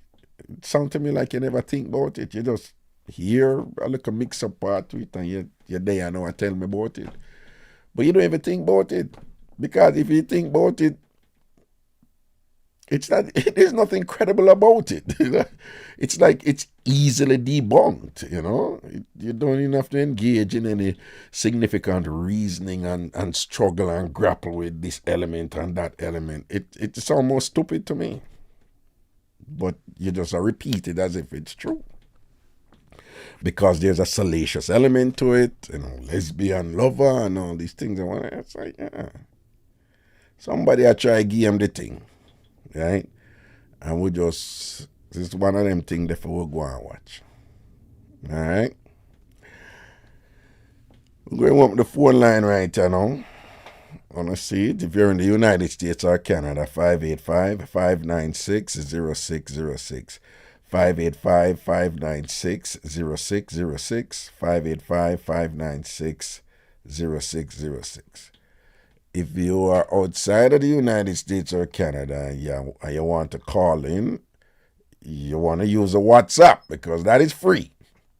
You want to use the WhatsApp number, right? And that number is 929-400-1249, 929-400-1249, 929-400-1249, 929-400-1249. On another side note, you know, another side note, this is something different. And sometimes some simple little things can, some that, I'm a culture guy, right? And culture is about patterns of conduct and thing, and thoughts and conduct and thing. And my advisor, my PhD advisor, he had once said to me that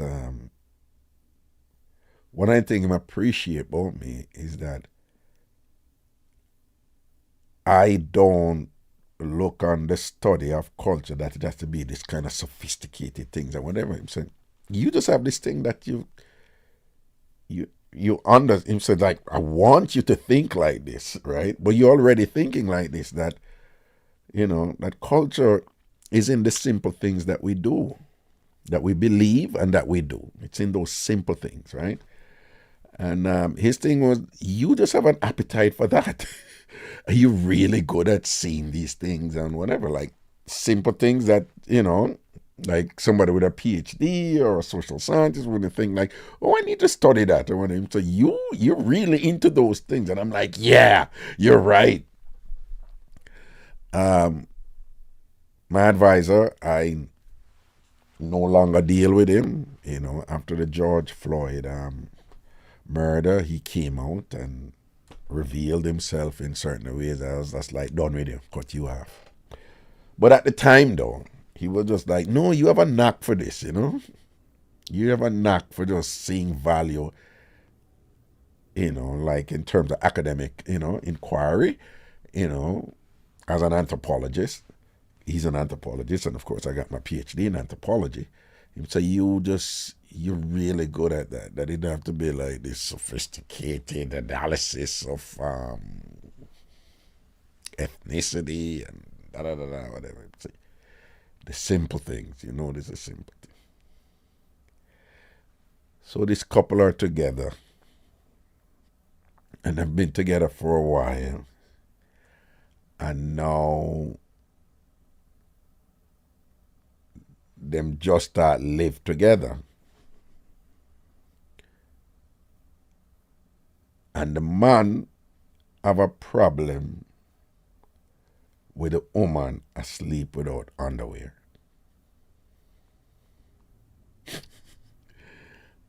And they're both Jamaicans.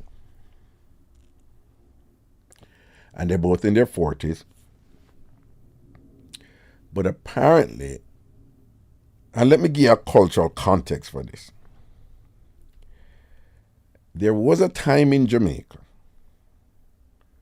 when a woman would be considered debased, careless, disgusting, awful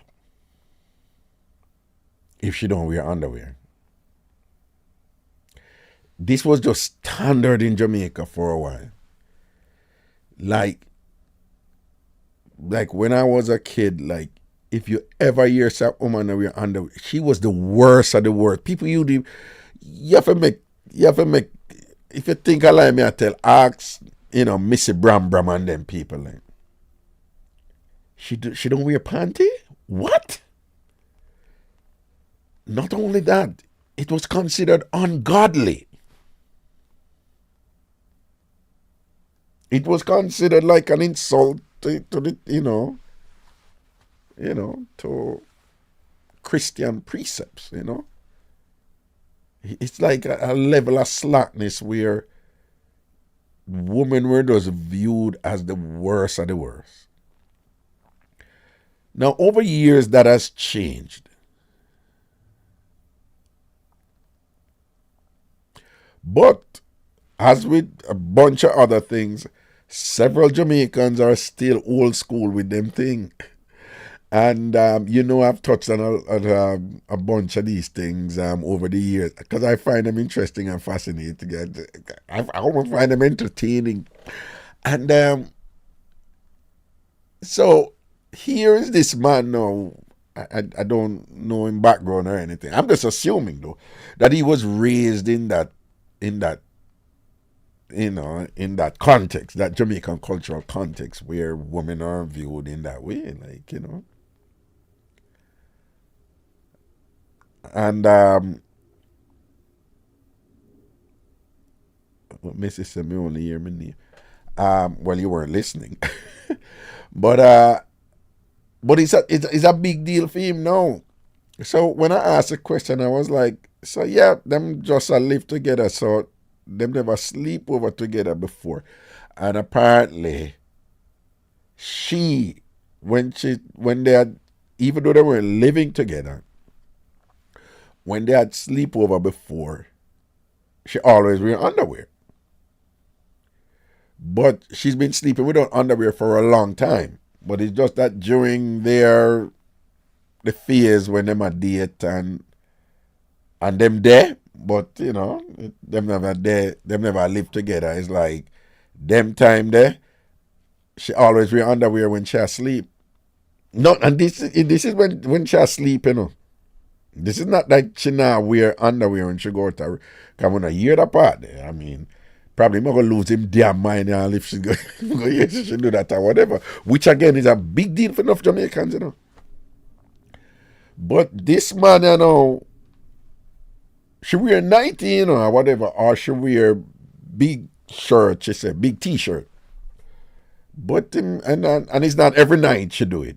But apparently she's comfortable in doing it. And she prefers when she's asleep, just don't wear underwear. And him just thinks that is unfeminine and it's not decent and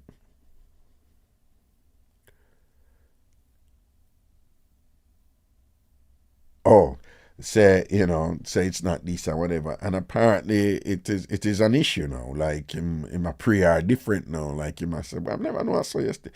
And these type of things are coming up a lot, in relationships where,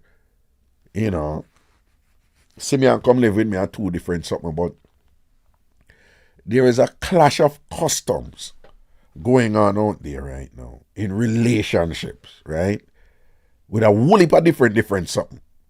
But the general thread with them is, there's an understanding that this is the standard from long time. And then there's a evolved understanding like, no, times change. Them standard change right now. Get with it.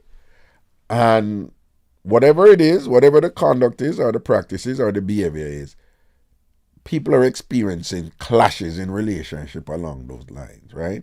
So it's clashes between the traditional and the modern. And we have identified a bunch of those, and some of them more obvious than others. Woman no wash, cook, and clean anymore, and them look at something there and whatever. So some more obvious than others, but just think about it. So this couple have been together for a while, and now them just start live together, and she obviously comfortable around her man and whatever, and she just wants to sleep without underwear some nights, and him is like, no, I never know I saw you stay. What kind of slackness that or whatever. And for she, it's just like, are you serious? Are you serious? Well, we're in 2024 now. We can assume that the problem is still there. But this got on from 2023. But me just hear about it. But but we can assume say it's still there. But and then for me, what's what I like me is like, what a big deal. Your own man, if you want to sleep without underwear, who cares? But if you don't understand what going on, with them something, with them people who, like I tell you, like Jamaica can be one of the most, Jamaica and Jamaicans can be one of the most confusing set of people in terms of contradictions, right? And I remember me tell you about the woman who years and years ago, she did top of Gold Street and she cuss people. Down Gold Street. For those of you know, Gold Street come up perpendicular to East Queen Street, right? And said this is East Queen Street. Gold Street come right up here, so, and then you have the entrance to the church where we used to go, East Queen Street Baptist Church. Just not even a block. Yeah, probably like 10 or probably like like 30 yards down, you have the entrance to the church. And this woman was on the top of Gold Street, just on East Queen Street, but she cussed somebody on Gold Street. And when she cussed them and whatever, people, she turned around, draw down her drawers and fling up her skirt, and put her two on them on her bottom, and whoop out her bottom and tell the people then what them for come S out, in her bottom and all them something and whatever, and what they must S out, what come out this and what and tear out her bottom, That's the people are laugh, Jamaica, are laugh, but you have some man, you're too disgusting, man, and but you do them something there, you're not even that decent, man. And them start pepper and she tear it out for the better and cuss them, man. Now, it's not common, but I've seen people do that, You have Jamaicans do them, and just come kiss out me this or that and tear out whatever, right? So I've seen that before. So it was a big deal when she do that. Huge deal. Right? And people, there's a big laugh and thing. There's a bar near to the top of Gold Street and some people there at the bar and a beer laughing, and then, you have the man them mostly a son. And I say, yo, what kind of thing, that kind of nastiness that man? Go from here, some man and whatever. But she a bad girl, you know. And she cuss them for the better, you know, man. And then cuss and cuss and cuss and cuss. And me dead as I watch the runnings and thing and whatever. Anyway, so she a walk a going now. Because me did I go down a Cloverley Road, which part me used to live. Me used to live at Gold Street too, but me used to live at Cloverley. So me I go down a Cloverley Road. And she a walk a go down that way there too, you know. When she a walk a go down, she go look up in the church and see a young man and a young woman a kiss a come down, you know, upon the driveway. You know, it's not the churchyard, but Calabar All Ages behind East Queen Street Baptist Church. And sometimes, on rare occasions, you have functions over Calabar, and them allow people to exit through the church. So these young people, them a come down and them, you know, young people that do what young people do, them look at kissing and whatever. But it's out in the open. It's nothing, it's harmless. And man. You know, so she get mad and upset. She see two strangers, you know, she know, all them slackness there in the church and them a kiss and all them something there. I'm never going, man. No slackness in the church. All the people them a do a organ. This are the woman who just tear out her bottom and whatever. And you say her vagina, but it was really her bottom she tear out and whatever. And skin out her bottom. And when the people them a talk to her about it, she skin it out for the better and turn it and show and whatever. This and that and tell them whatever. And tell them which part them for come S out and thing. And when she had do whatever not. You know what she, you know. And this is the same woman, you know. Who say the two pitting them and she get upset. When I'm in the church and them a kiss and thing. That's why the country and now better whatever. And I stood there like, and she was she was really lucky in her justification and thing. And I'm like, what is going on here? And she don't see the contradiction. No, she don't. It's just like a logic there where that context is different from this one. And then you don't understand religion and church and how Jamaicans view that and the sacredness of that space and whatever for some Jamaican. You wouldn't understand. You're going to end up a compare what she do with her bottom with just the kiss without understanding how she has been conditioned to view church and God and things. And so it is now that this man now, him learned something that, you know, women who don't wear underwear, that they're not good women, you know. I think it's stupid, but I understand the cultural logic, you know, where him grew up with. And he's having a serious problem with it now that him find out same woman. Sometimes when she's sleeping, she just don't want to wear underwear, you know. And not only him have a problem with that, he thinks that says something about her in a larger sense, like the type of woman she is, you know. And again, if you don't understand some of them things there and all certain things where we got from the British and how those things are gendered in a way that they define you whether or not you're a good woman or a good man. And how some of those things are designed to say control women. Right?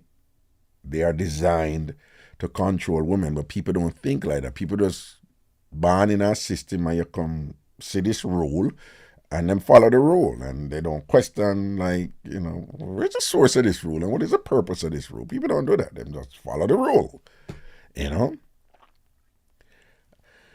You see those pictures of those British women who you see back in the day, you see how much clothes them did have on? You know, women them with them big, you know, from the Victorian age and the Elizabethan age, Queen Elizabeth, Queen Victoria, right? And you see the whole heap of clothes that them put on. Whole heap of clothes, you know. Whole heap of clothes, and them have to have, like, you know, these aristocratic women, them, they have to have a bunch of people around them for help them put on them clothes and a whole heap of clothes. So they were coming from, so there's this British legacy that the aristocracy, you know, they the creme de la creme of society.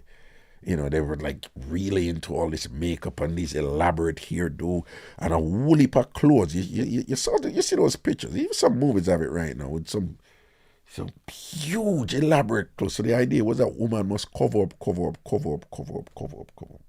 I must cover up with enough things too. I must cover up with enough things. And you have versions of that came down in the so-called British Empire. And we had more contemporary versions of that. Of course, nobody know wear them wolipa something there. But the idea is that even in a tropical country, decency and class and whatever have to do with suit and thing and whatever. You have to wear a suit, if you wear a suit, you're classy and thing like that. And when you're hot and a bun up. And it's the same thing for women. Right? I remember where women must not only wear panty, they have to wear something else over the panty. Right? So you had this thing called gurgle. Right? Then you had slip. Right? And one day I bring this up on someone and said, no, you have some woman who still wear slip. I didn't even know that.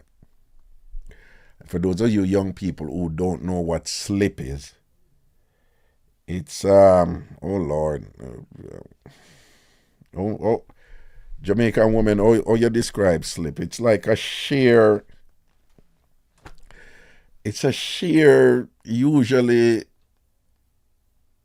silky looking undergarment that women were required to wear over their underwear, but the slip was longer. And them time the people say frock, them not say dress. So you slipped it for under your frock. And it was like an extra cover up what woman must wear. Now, slip, they kind of what I as a man would call, they're usually like lingerie type of material. I'm just using that as a point of reference or source. But it has nothing to do with what we know lingerie to be used for right now, which is like sexiness and sexuality and turn on or whatever. Slip was just for cover up. It was another version of cover up. So there was this thing where women had to wear slip. And if you don't wear slip, you were like, you're just not, you have to cover up, right? Right? And even when women used to wear underwear and whatever, people in the Christian home, I grew up in a Christian home with my mother and my sister. And the people my mother associated with was Christian people, right? Miss Cherry said church. Yo, you want to hear my mother and her friend them burn out the woman them who wear bikini and whatever and all them something there. Yo, when me get older, me know so one panty name tongue, Them something never exist and round whatever, But we didn't know about bikini. You want to hear my mother and her friend, them burn them out, man. So even if you wear underwear and thing, if the underwear and whatever, you're Jamaican, you ever hear Jamaican talk about bingo baggy? Yeah, among my mother generation, and them their panty for cover up, man. Even when picnic go school, right? The girls, them not for just wear panty. Them have to put on panty, then them have to put on something named bloomers over the panty. And bloomers is really another panty, but the one the thicker. And the material of the bloomers now, the purpose of it is for cover, is to reduce the probability that the panty will be exposed. So you see a woman, sometimes them wear some outfit and them put on a look at tights and at a principle there, So you can't see the tights. But you're not supposed to see the panty. But the tights is okay. So you still see another woman, but she's covered. The panty is covered. So one time it was a standard thing for girls in school. Them have to wear bloomers over them panty. And the bloomers, the material of the bloomers cannot be panty material. So, but the idea was, woman, decent woman, you cover up, cover up, cover up, cover up. We see the extreme version of that in the Middle East with, what they do with women over there. Then cover them entire body and only show them eye and whatever. But, the idea is, but again, for somebody like me, I think it's a convention designed to control women's sexuality, and it is them come up with these things, and they come up with these rituals and these justifications, cultural, about how girls should behave, and the idea is to set it from them as girls come up into adulthood, And so it is that this man, again, so I'm just giving you all this cultural context behind what this man, him probably, like most people do, they don't really think about these things and say, where did this come from and what's the purpose of it and all these things and whatever. Impractical it is in this day and age. Them just know something, them learn something, and them just know something, and them be like, if woman don't wear panty, them not decent. If women don't wear panty, them not decent. But what makes this particularly, well, to me, what makes this particularly like limiting is that it's not even like she'll go out a road and not wear panty, which again is not a big deal now.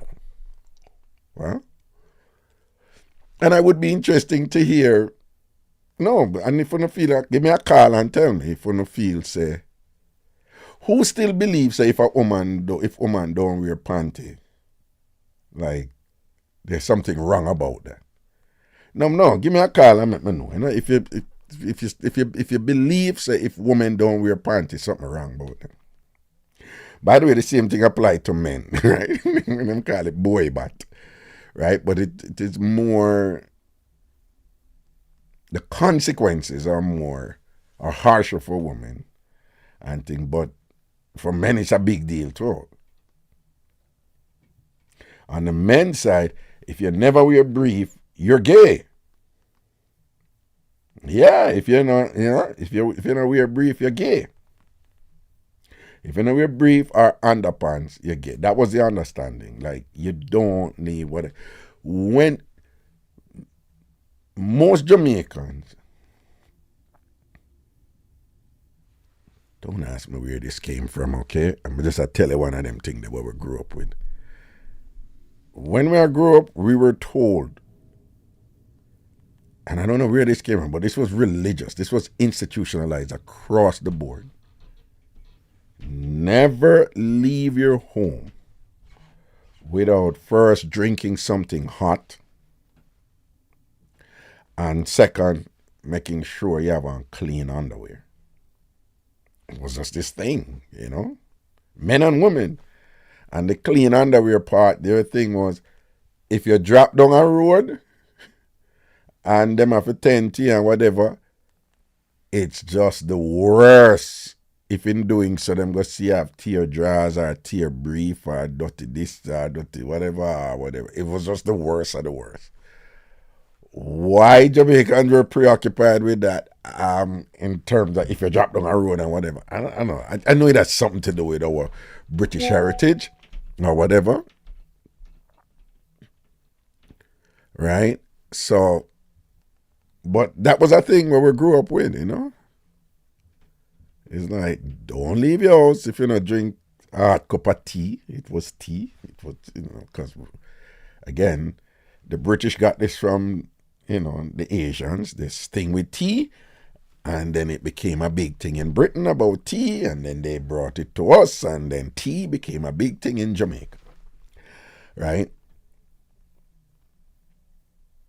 But don't leave your house if you don't drink a hot cup of tea, bust the gas, and have clean underwear. So, you're like major sus if a man now wear underwear and whatever.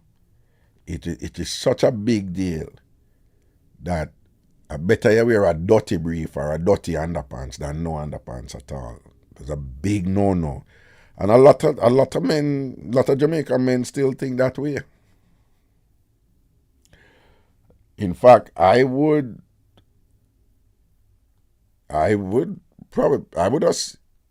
say that is something still strong amongst Jamaican men. Like most Jamaican men, you not get them go to road without brief or underwear, and it is such a bad thing that even for themselves, the reason why they will never do it is like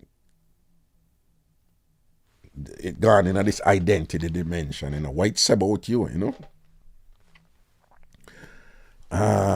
Give me a call. Phone line with 585-596-0606.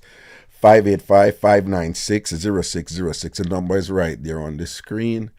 585-596-0606. Let me see one now.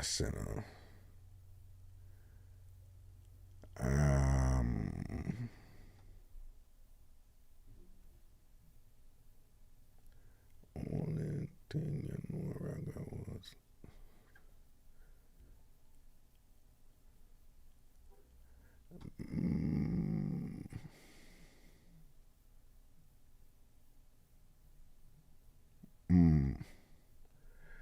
Thong panties were called slingshot. Blessed.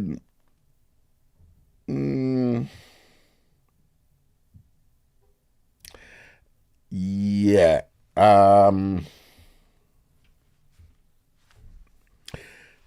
Yes and no.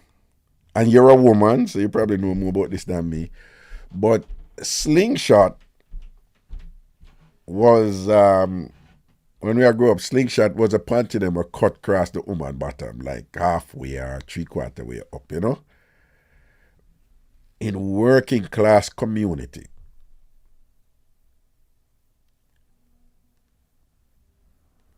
Slingshot practically never exists. Thong panty never exists in working class community. Okay, here's another thing. You know how women have this thing now where you wear some outfit and it look good if you don't see the imprint of the panty, or that is the prevailing aesthetic right now, right? And that has been the prevailing aesthetic for some decades now. But people, there was a time, I don't know, for a long period too, when the sexy thing was to have the panty print out. Again, ask anybody who from, in my age group. There was a time when the sexy thing, it was sexy to see the panty a print out in the dress or whatever the woman wear, the skirt or whatever. That was sexy. And when we see it print out and it whatever, it print out like a slingshot. So that we used to call slingshot. Jamaican men, we involve that thing that like John, I tell you, slingshot sexy, man. Big, and then women would dress that way. When women are dressed sexy, them dress or them whatever. When it fall down on them bottom, you see the panty print out, and that was a thing. That was a big thing to see the panty print out. Now, it's sexy if you for dressing a way where, depending on which outfit the woman them are wear. You don't want to see the panty print out because, that don't look good. But that's a thing now. But back in the day, it was, what? When we see panty print out, but we turn idiot, man. I said, see one slingshot set pan our dog, or rest pan our body jar, them are really back in the day. Those were the things, you see me.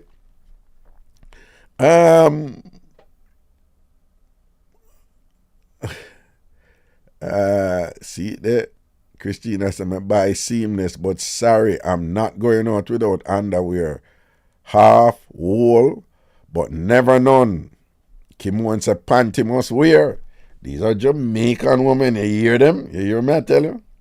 These are Jamaican women. I make you know. No, I don't need to tell you, like, not only amongst, other Jamaican women or other Caribbean women or whatever, but particularly amongst, those other people who different racial persuasion. Not wearing underwear. Come on, thing amongst them. Come on, thing amongst them. From long time. That was their thing from long time. No, a lot of black women are like that too. A lot of American black women are like that. But you're less likely find that amongst certain ethnic groups, whether it be Indian, which was a former British Empire, a former country in the British Empire, a long legacy of British colonialism there. Indian and all these other groups, ethnic groups or whatever, you're less likely to find them. I said them get comfortable with not wearing panty. That's a huge no. And I saw this man, with him woman, this thing with him is like, no, you're not decent. What you mean you're sleep naked without panty and whatever? Sonia said you have to wear panty. Right? Then Marine said no panty lines is a must. No. Right? So that's what I used to love French cut. See that was French cut shaped like a V. French cut, that was the official term for it, and the colloquial term was slingshot, right?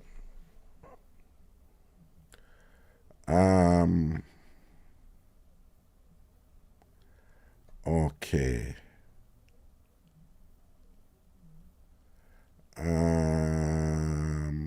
Let me see.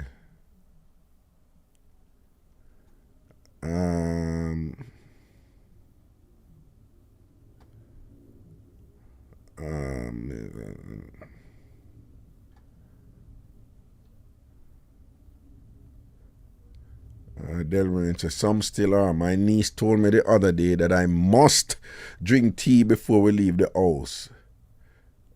I said, we still do that? That's what she said in response to her niece. Mr. Brown said, yes, my mother always said that drink hot tea, make your bed, and wear good undies, right?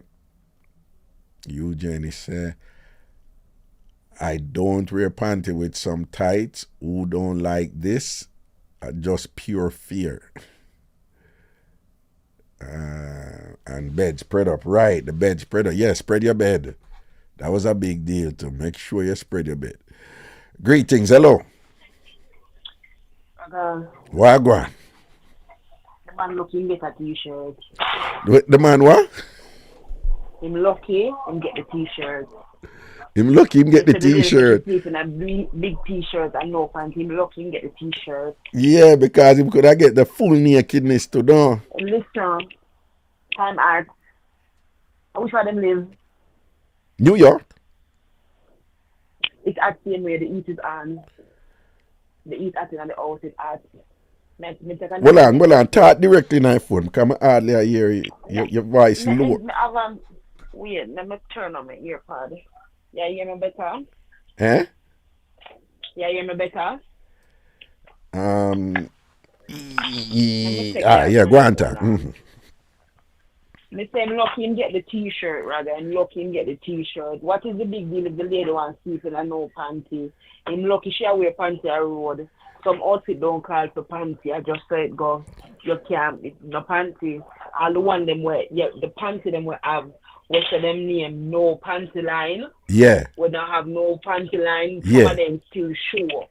So him lucky she wear the t-shirt in the bed. All for me. And when I say me, or me, this, me everything in the book, sir.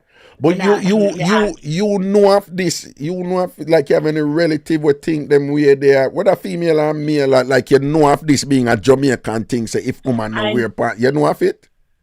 I know of it being a Jamaican thing. I do not have any relative like that because Right. the part of family was me raised, you know. Right. My father raised me, and my father is a very liberal thinking man, raising Right. his daughter. He's very liberal. I could have wear anything as long my clothing could have shot up on any but as long as I have one shot and my father don't care. Right. He Right. do not care. Right. Because once his focus was on she bringing home the report card she's supposed to be doing, that's the deal we have. You bring home the grades and you don't bring me no disgrace on the street, we good. Right. Right. We Right. good. Right. You understand? Right. So I'm lucky I get the t-shirt. I'm lucky and get the t-shirt.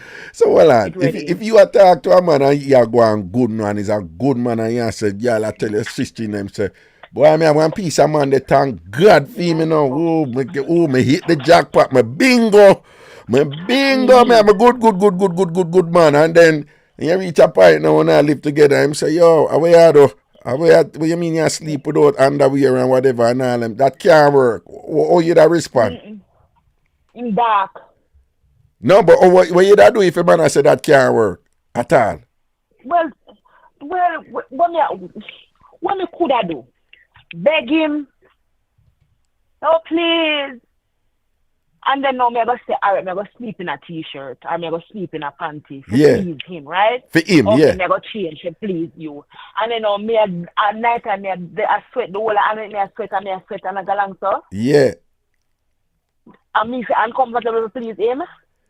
Yeah, so yeah, so you couldn't at the end of the day you couldn't manage that. Me know that too much restriction. Then if I'm gonna restrict that, why is him a restrict? Seeing. So well, yeah, you think so that one of them vestiges there from the past where, you know, men and women, Jamaican men and women used to get part, because I want to tell you, you know, we are talking about the man right now, but the people them who support this thing are mostly are the Jamaican woman them, you know. And the one them when they buy belief. The one them what? Name by belief? Yeah. What that mean? Them just so in the Bible and Christianity or whatever them something they don't. Yeah. And when I went and then going you about for them deeds and for them secrets to them and go on. You wish them are ongoing to no panty them did that wear something with them go on with your little no panty is nothing compared to where them are going with. See. But then you say people were judgmental about things like for real. What's the big deal? Like, what did he say was the big deal? I'm curious. What did he say? Oh, you asked me? Yeah, they asked you. No, apparently him just say one, him was surprised, and this was the part that was interesting. Him was like, me never know I saw you steer. You never show me that side there, yeah, whatever. So her thing was like, what you mean, me steer? So you steer? Like what that means? Yeah, no, it's that Jamaican thing. It's like, you know, wear panty when you go to your bed. Yeah, you know, you're disgraceful, you're disgusting.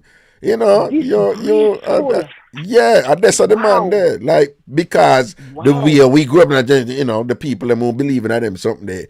Woman who know wear panty, I kill is wearing woman them there and them loose and them this and that and whatever, you know, which is wrong. I just want to be clear, but because I say I saw them think.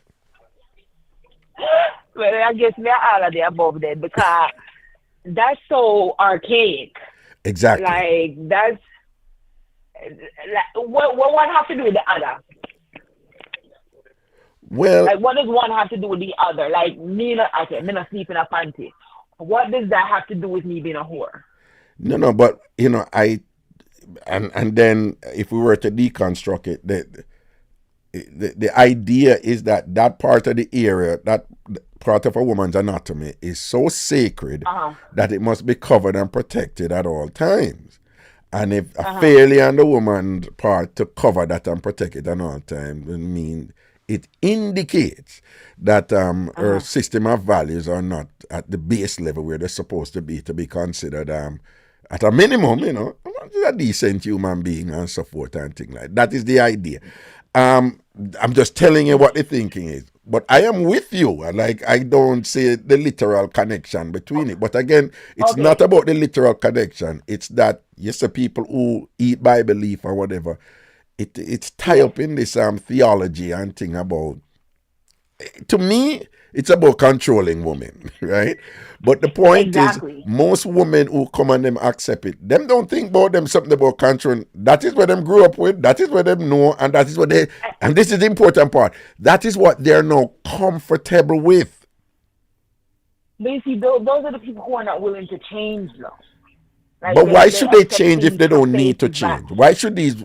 There, you see several women post already and said, "No, panty have to wear, panty have to wear." Now, I don't And know that's if there would be fine. a little bit more accommodating, given that this woman she don't wear panty when she's sleeping, but she wear panty when she go road. So I don't know.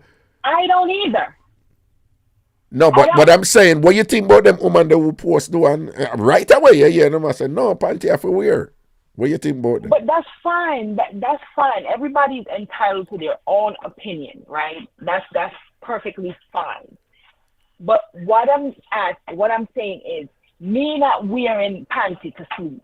How does that make me a whore? How does that make me less of a woman, a harlot, or whatever whatever it is you wanna affiliate the two with? How does she asleep? And her man is her man, right? Yeah. The man is her man.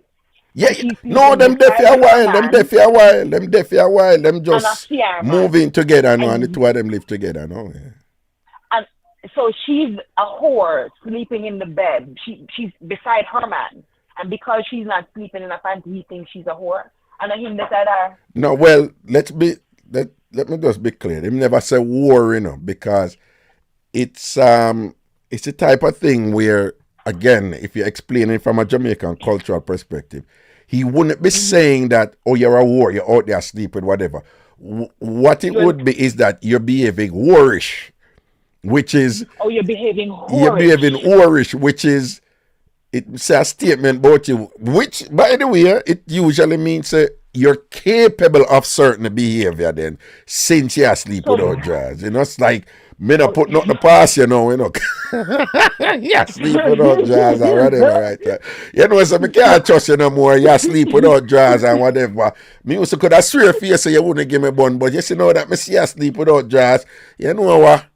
Me a side eye you right, So because I sleep, because I sleep without panty, me capable of giving bun. Me capable of doing whorish things. No, but hold on, let me just tell you something again. And we're going to Jamaican culture. Another big part of this thing. Hold on, another big part of this thing about woman not to sleep without. Is there a lot of Jamaican believe spirit will sleep with the woman and many of them sleep without panty. Duppy will come sort them out. You never hear that one day either. Who will sleep with me when I wear panty? Who? Duppy will come sort you out. Listen, good night. You remember go eat my little all right. Good evening, a good morning. No, but all me I said when if you sleep without underwear and a duppy sort you out, you must call me and tell you. Don't keep it to yourself. Call me and tell you when the duppy sort you out, and don't keep it to yourself. Eh? No. You ask a question. So when the duppy did the last night and the night before and the night before. How the duppy asleep with me, no know. No, but you don't know. Probably, we don't know. The duppy probably put it on for you smoothly and neatly, and you don't even know what's going on, and give me a smooth and deadly night then. Yeah.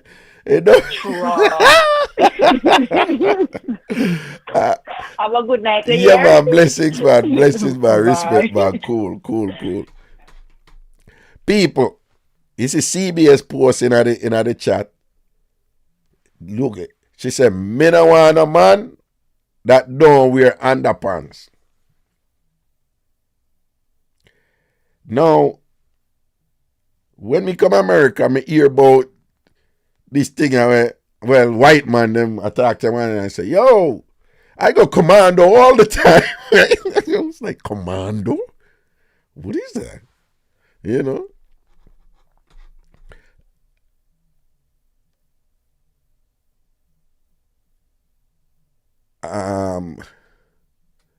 Wait there. Anthony Salmon said, Raga, I wonder if that man want to switch because my wife is a Christian and after every session she goes to the bathroom and clean up and get dressed in her night clothes. I hate that crap. I'm telling you. People, you remember when Elaine too cute did call in and she say anytime she sort out and she done, she have to go put on underwear. Right? This a big woman, Elaine, probably mid her late 40s and whatever. And she say from she know herself a sort out, whatever. As she done, she have to go put on underwear. So I say, you never lay down like naked and cuddle with your good man when you're there with her. No, she have to go put on underwear. She have to go put on underwear and whatever. And it's this thing that is conditioned in, it's a Jamaican cultural thing, for a lot of these women. And again, you have tons and tons of Jamaican women who is the direct opposite and them don't give a damn. Even for a long time, you'll have some rebel woman, I say, oh, no underwear to me thing. But again, though they were viewed as like, the good girls, them, you don't hang out with those. And she don't wear underwear, you're mad at them. No, you understand? So, they were viewed as, like ostracized or whatever, but, they were like the bad rebel woman, them who don't wear underwear. It was a big deal. She don't wear underwear, a bad girl, that type of thing. But you see it, Christina said she can't do with a man who don't wear underpants.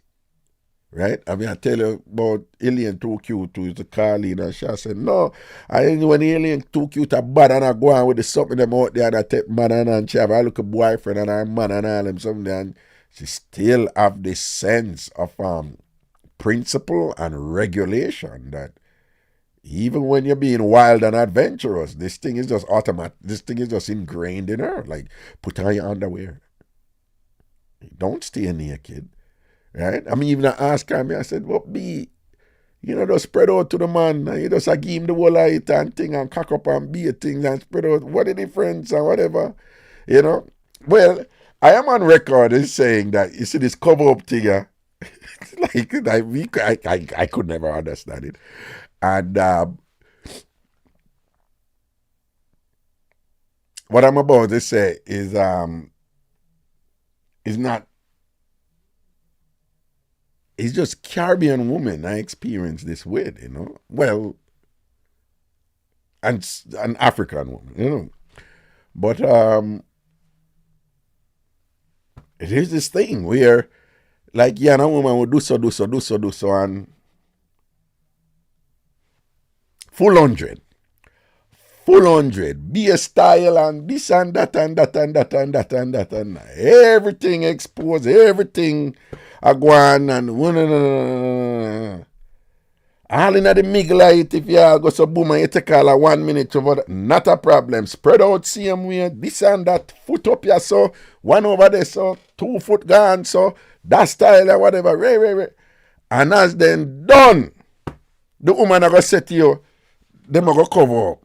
When some of them start, so you cover up for like, no, you may just, no, I can't get a towel, I need a towel to go to the bathroom.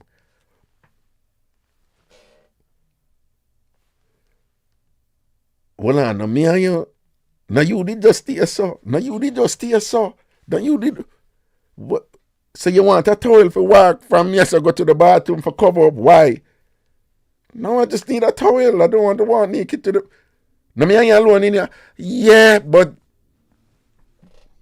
just give me the towel, man. I just want the towel. Why? You just walk to the bathroom. No, I need to cover up to go to the bath. But being a you did just why you gonna cover up for? Just give me the towel. I need a towel. It's just never make any sense to me. I know it don't make no sense to me or whatever. Like, you go on like said like from here so to the bathroom, you have to go past them people over this or whatever. We in the same room, the bathroom, the right. That's what you need to tell from me. It's different. I'm in a different. I don't know what to explain. Just give me the damn towel. But some women don't like that. It's like in that moment that nakedness to the fullest. But you not get them walk around the place naked, Yeah, someone you would never get them walk around them place naked, Not doing it. While the next woman is like, yeah, whatever, and then walk on this, and you want some water, boom, boom, boom, boom, boom, boom, boom, and thing and whatever, and yeah, me I go for the rag and thing, help you clean up, you know, the whole drill. And then one naked, I say, but you have some other woman? Nope, not happening. Not happening. The same people who naked a while ago and are going with one bag of something and thing, you know. And once them done, right back into the conservative space and whatever. It's like the nakedness there and the all out something that was for that activity. And once we're done now, we're back to the conservative activity. But I mean, you alone in here, it doesn't matter. It's different now. We're done this, so right? Cover up time again. Oh, God.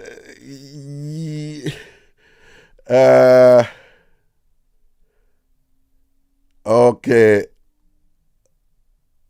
Okay.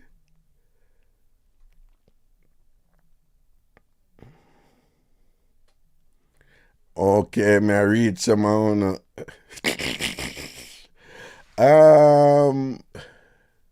Yvonne Wallace said Jamaica's come a long way where panties concerned. Right.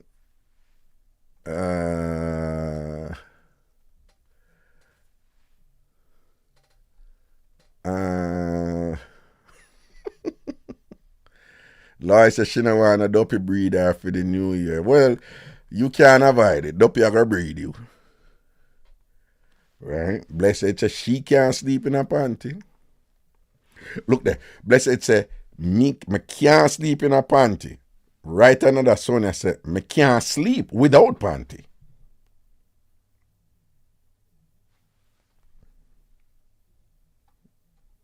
Right?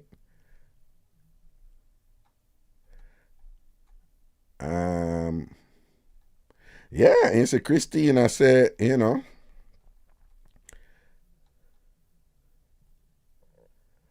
Yeah.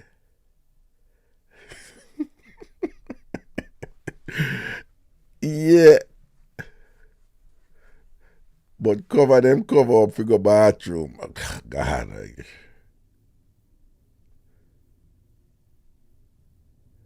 You know. Shoik said underwear is so overrated. Just said such and such needs air. It helps prevent infection. See there? Right? Trisha said, doctor said you should let your vajayjay get air. So you should not sleep in panty.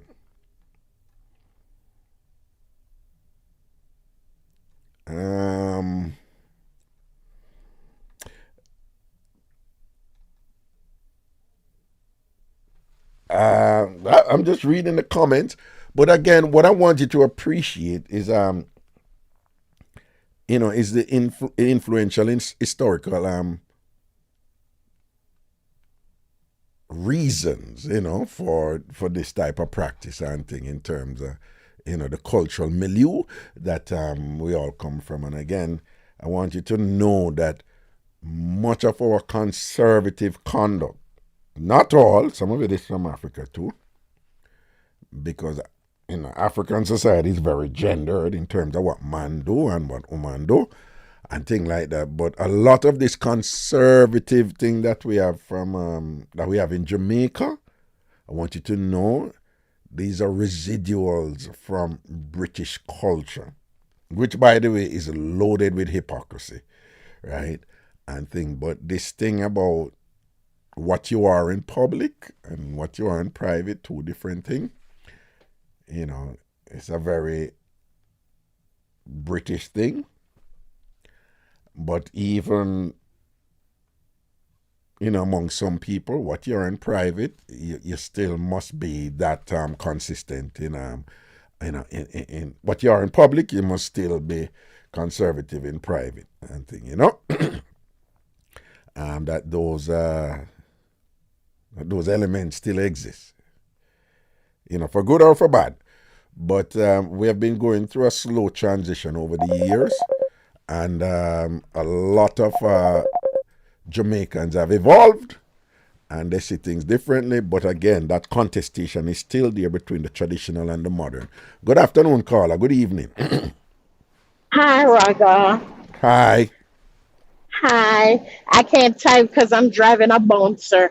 But you ever driving down the road and you see the billboard looking at you, no matter how far you go from it, that thing is still looking like it's looking at you? What do you mean? It's looking at you. What do you mean? The eye is following you. Okay, I know what you mean. So when you say like it's still following you, well, Yes, my husband said, when me walk into the room, me need to see to watch me. so when him says like theme thing is like that you're not supposed to wear it then, right? Right, exactly. Okay, okay, okay, Exactly.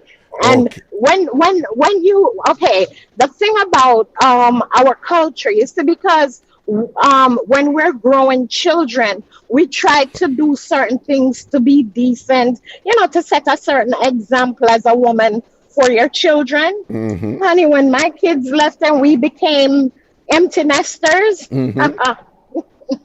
But yeah, when I just let loose now and free up around one another. yes, yes, free up, But tell me wherever, something. whenever, however. All right, then good, good, good. And perhaps the excitement of that is related to all those years before of that kind of constrained thing around the Yes, kids and yes, whatever. yes, But how do you yes. reconcile that with this other argument out there where you hear this all the time from long time to that? Nah, man, nobody naked because you take with the mystique out of it, and me love see you in a underwear and just for take off the underwear. Like Caribbean men, Jamaica men love take off underwear, and like the underwear for sexy and woman for wear so on. So what you think about the argument? They're like But nakedness not can just all be of them. totally Not boring. all of them is like that. My Okay. husband would tell me quick, fast, nobody put on all of them. So I have a drawer full of all kind of different negligee. Waste of time. Waste Oh, of time. okay. So film thinking about that with all them fancy. So Not nobody I with all just that. love seeing No. naked. I love seeing. Yes. Yes. Well, Yes. no Less work to do. less work.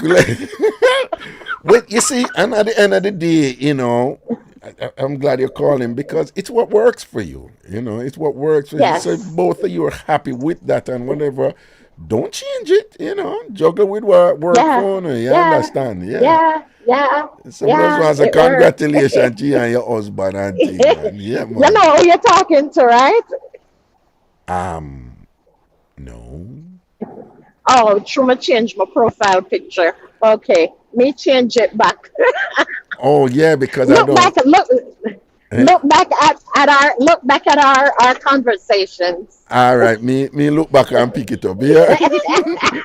All All right. right. That's our word, Okay. man. Blessings, man. Okay. Cool, cool, All cool. right. Take care. Bye bye. And people, that is another thing to think about, because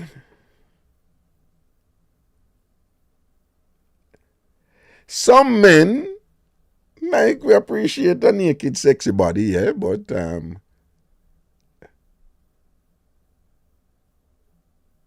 for a lot of men, you know,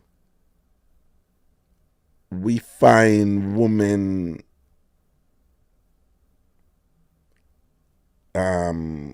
sexy and interesting based on them having on some sort of clothes in a certain way. You know? And those men, if you're naked all the time around them after a while, I mean, the caller just knows if your husband, no problem, him good. Just naked all the while and sexy, boom, right? Yeah. And then for others, it's like, well, if you're naked all the while, after a while, there's a degree of monotony there, and there's the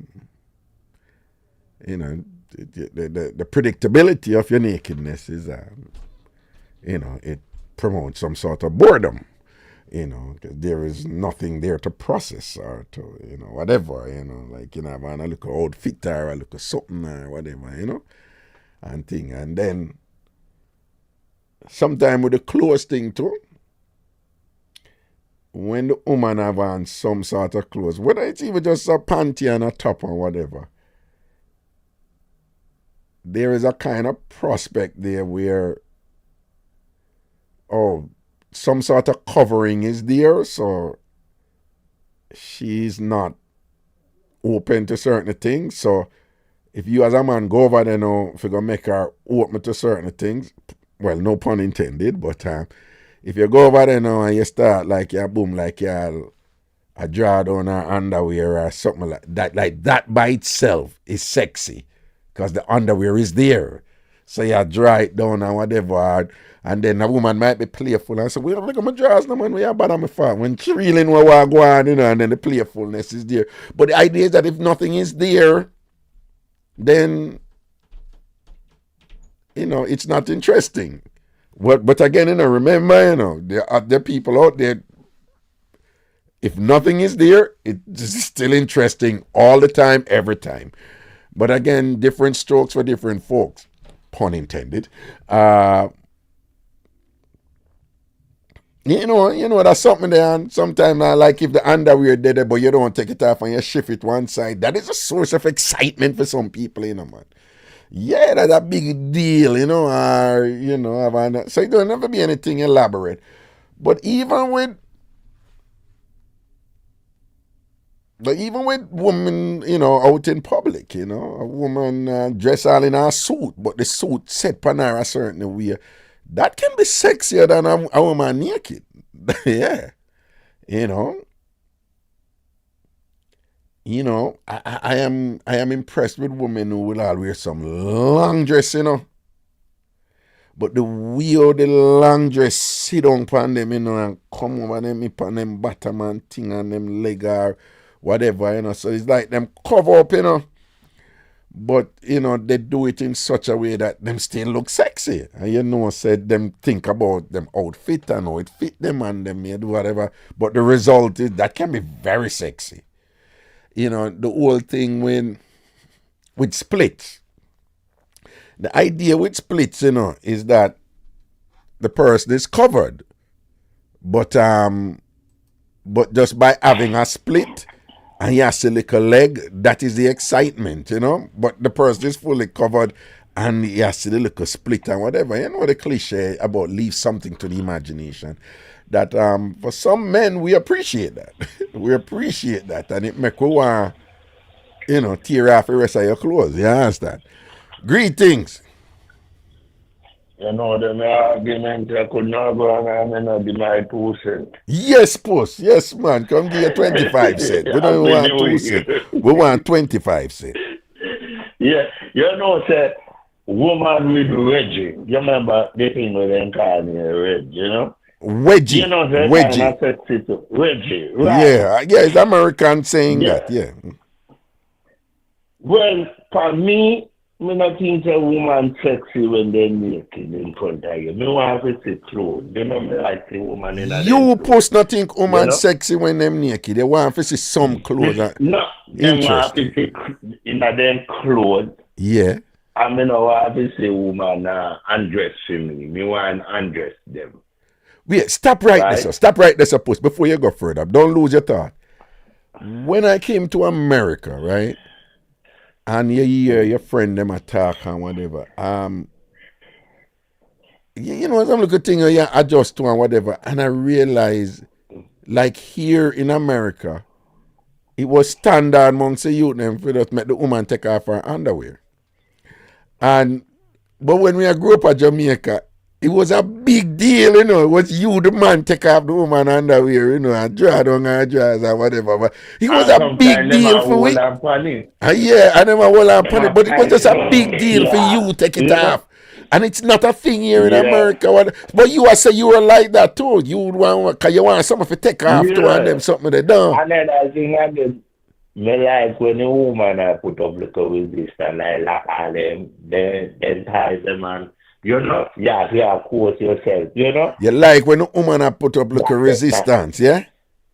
Yeah, like, like they don't want anything That that them you not have go to on rush it them and to you it. work to it and whatever. Right. And yeah, when you take off it, you end up with they know they come in like then a whole arm pan it until they just give up. That's nice too, you know? You like them something they don't. Yeah, man, I like that. Me no want to see a woman sit down and like and dress and a wait for me. No, I just feel like you some of nature gone right there so now. No, no, You no, know, no, like no, no, about no. So no, no, well, 25%. but wife for no the long time and on me have no look fun thing and whatever. But wife for no No. the long time and reach a point when start out to go Mm-hmm. on a woman take off her clothes and lay down and ready for you and then thing like you you know like that. If you have on a jeans or so, and you can take it. But if the bra and the underwear, that's a good. We like to unwrap it, no one says. You Like like a for little unwrap it gift, yourself. So well, you know what? Yeah, me like a, So you know what? You know like when a yeah, woman just sometimes. naked and lay down naked and ready for you. You know No, like that. sir, no, because it like, it will, see me in our clothes and then me undress her. It like, we get more percentage of the nature, You you get know? more okay. Oh, you get more percentage. Yeah. Yeah, but then she takes we lose some percentage, like, Yeah, you should yeah, have let me do yeah. So that, you know. you want a little drama Yeah. and intrigue in the mix, right? Yeah, I see a sexy woman all in her jeans and lie down in all her clothes, like, you know, lie down and admire her and all of that. You don't want to see her skin and you want to see her in her clothes and then you take the time and dress her, you know? Yeah. And No, but so, I'm saying I understand yeah, that in the even, initial stages or whatever, you and a woman are gonna do a little thing cause on a regular. But me I say wife yeah. you know they long time and thing and whatever, reach the No, point there sir, where no, we're not long time, no, not. We don't like it. say if you're there with a woman for 4 or 5 years and whatever, and when I start out, she just go lay down naked Mm. and ready. You know like that? No, sir, it kills from our nature. It kill your nature, it kill your vibes. No, kill the whole life. It Yeah, just, yeah. yeah, It kill it a like, percentage. It kill a it speed, percent. yeah, a percentage is gone, you know? Yeah, yeah. I mean, like we see it, this way. And in the first time, woman underwear, they never so pretty like no. Nowadays, they're pretty, kind of fancy, you know? What you mean first time woman First, underwear never pretty? What you mean by that? no, all of them. Some of them never pretty because it's like they make out of some cheap material and all that Yeah, stuff. but post You remember so know? when me and Y- you grew up, them Yeah, pretty Victoria's Secret and all them so the woman them who we grew up with them never have access to them something. Post I be uptown hey, woman did have them panty the way.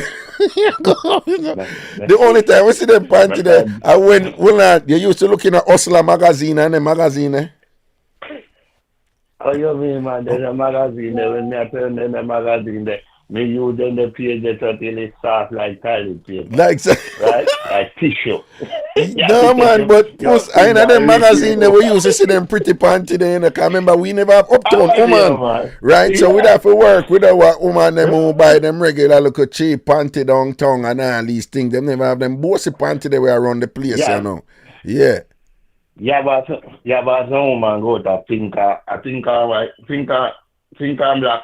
I where Chief Joe the Panestone Road the name again. You know, you have several of them. Them post remember say you have man who walk around and sell underwear, at town, Yeah, man. Mm. Then down on the good under, you have some underwear and like make out spandex now with them.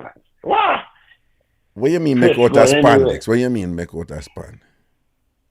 There are some underwear now, like all the boy shorts them with the woman they wear. Then that's some special material, that's some lace thing with me that normally had the whole time I call it mesh. Right? Mm-hmm. Yeah. Then they know they're more fancy or some nice Victoria's Secret. You know? Question. The boy shorts thing where I take off amongst the woman them plot, as opposed to the regular like slingshot shape one them or whatever. Like you into this boy shorts thing? Well, that must have paid out, you know. Me hardly a few woman them are With the boy shots them thing. have one. Yeah, they have one. They gone override them them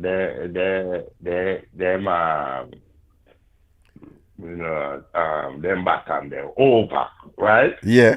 Shorter than the boy shot. No, That but the one they boy look shots nice, one, you know. that one they never really take for me, you know. You work with it, but the boy shots one, Yeah. me not But think you it too got it sexy, going you know. on The too. boy shots one, them not too sexy. Me not really too. And it be too thick too, yeah, man. It is too what? You know, What? thick. Thick? The material too thick.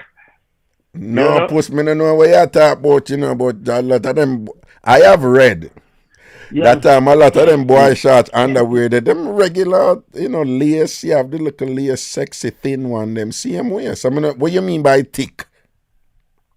No, the material too, kind of too thick, like. No, puss, me at talk boy shorts, sexy underwear, Yeah, man. lace. Yeah, but some of them too thick, like it make like a shot, but some of them too thick. Oh, The so material why too the thick, thickness right? bother you then? With this thickness where you at about, why that bother? Yeah. Me like the smooth inside and something where, feel lacy. Me love that. Lacy, you like it? Yeah. What are the? I don't think some have some sound effects in that. Well, it not work. Anyway, go ahead. I think some of that was sound effects. Something Yeah. So what you say? When you do the tambourine, Wait there. you know use tambourine. Wait. All right. Hold on. Oh. All right.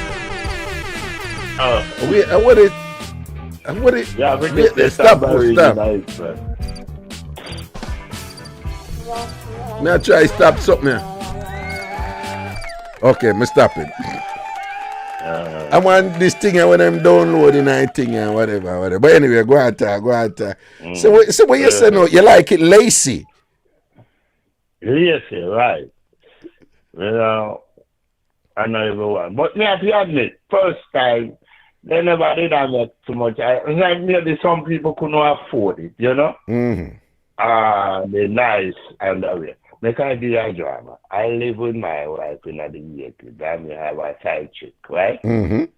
And there's a travel, go to Bahamas and come back regularly. Mm-hmm. And I asked the side chick, listen, what you want me to bring back here? And she said, oh, underwear. Mm-hmm. And I'm like, when things that come from foreign, oh, woman excited for it. Them days there, yeah? Mm-hmm. They buy 600 wear for you, man. I put it in a suitcase, hide it, man. Mm-hmm.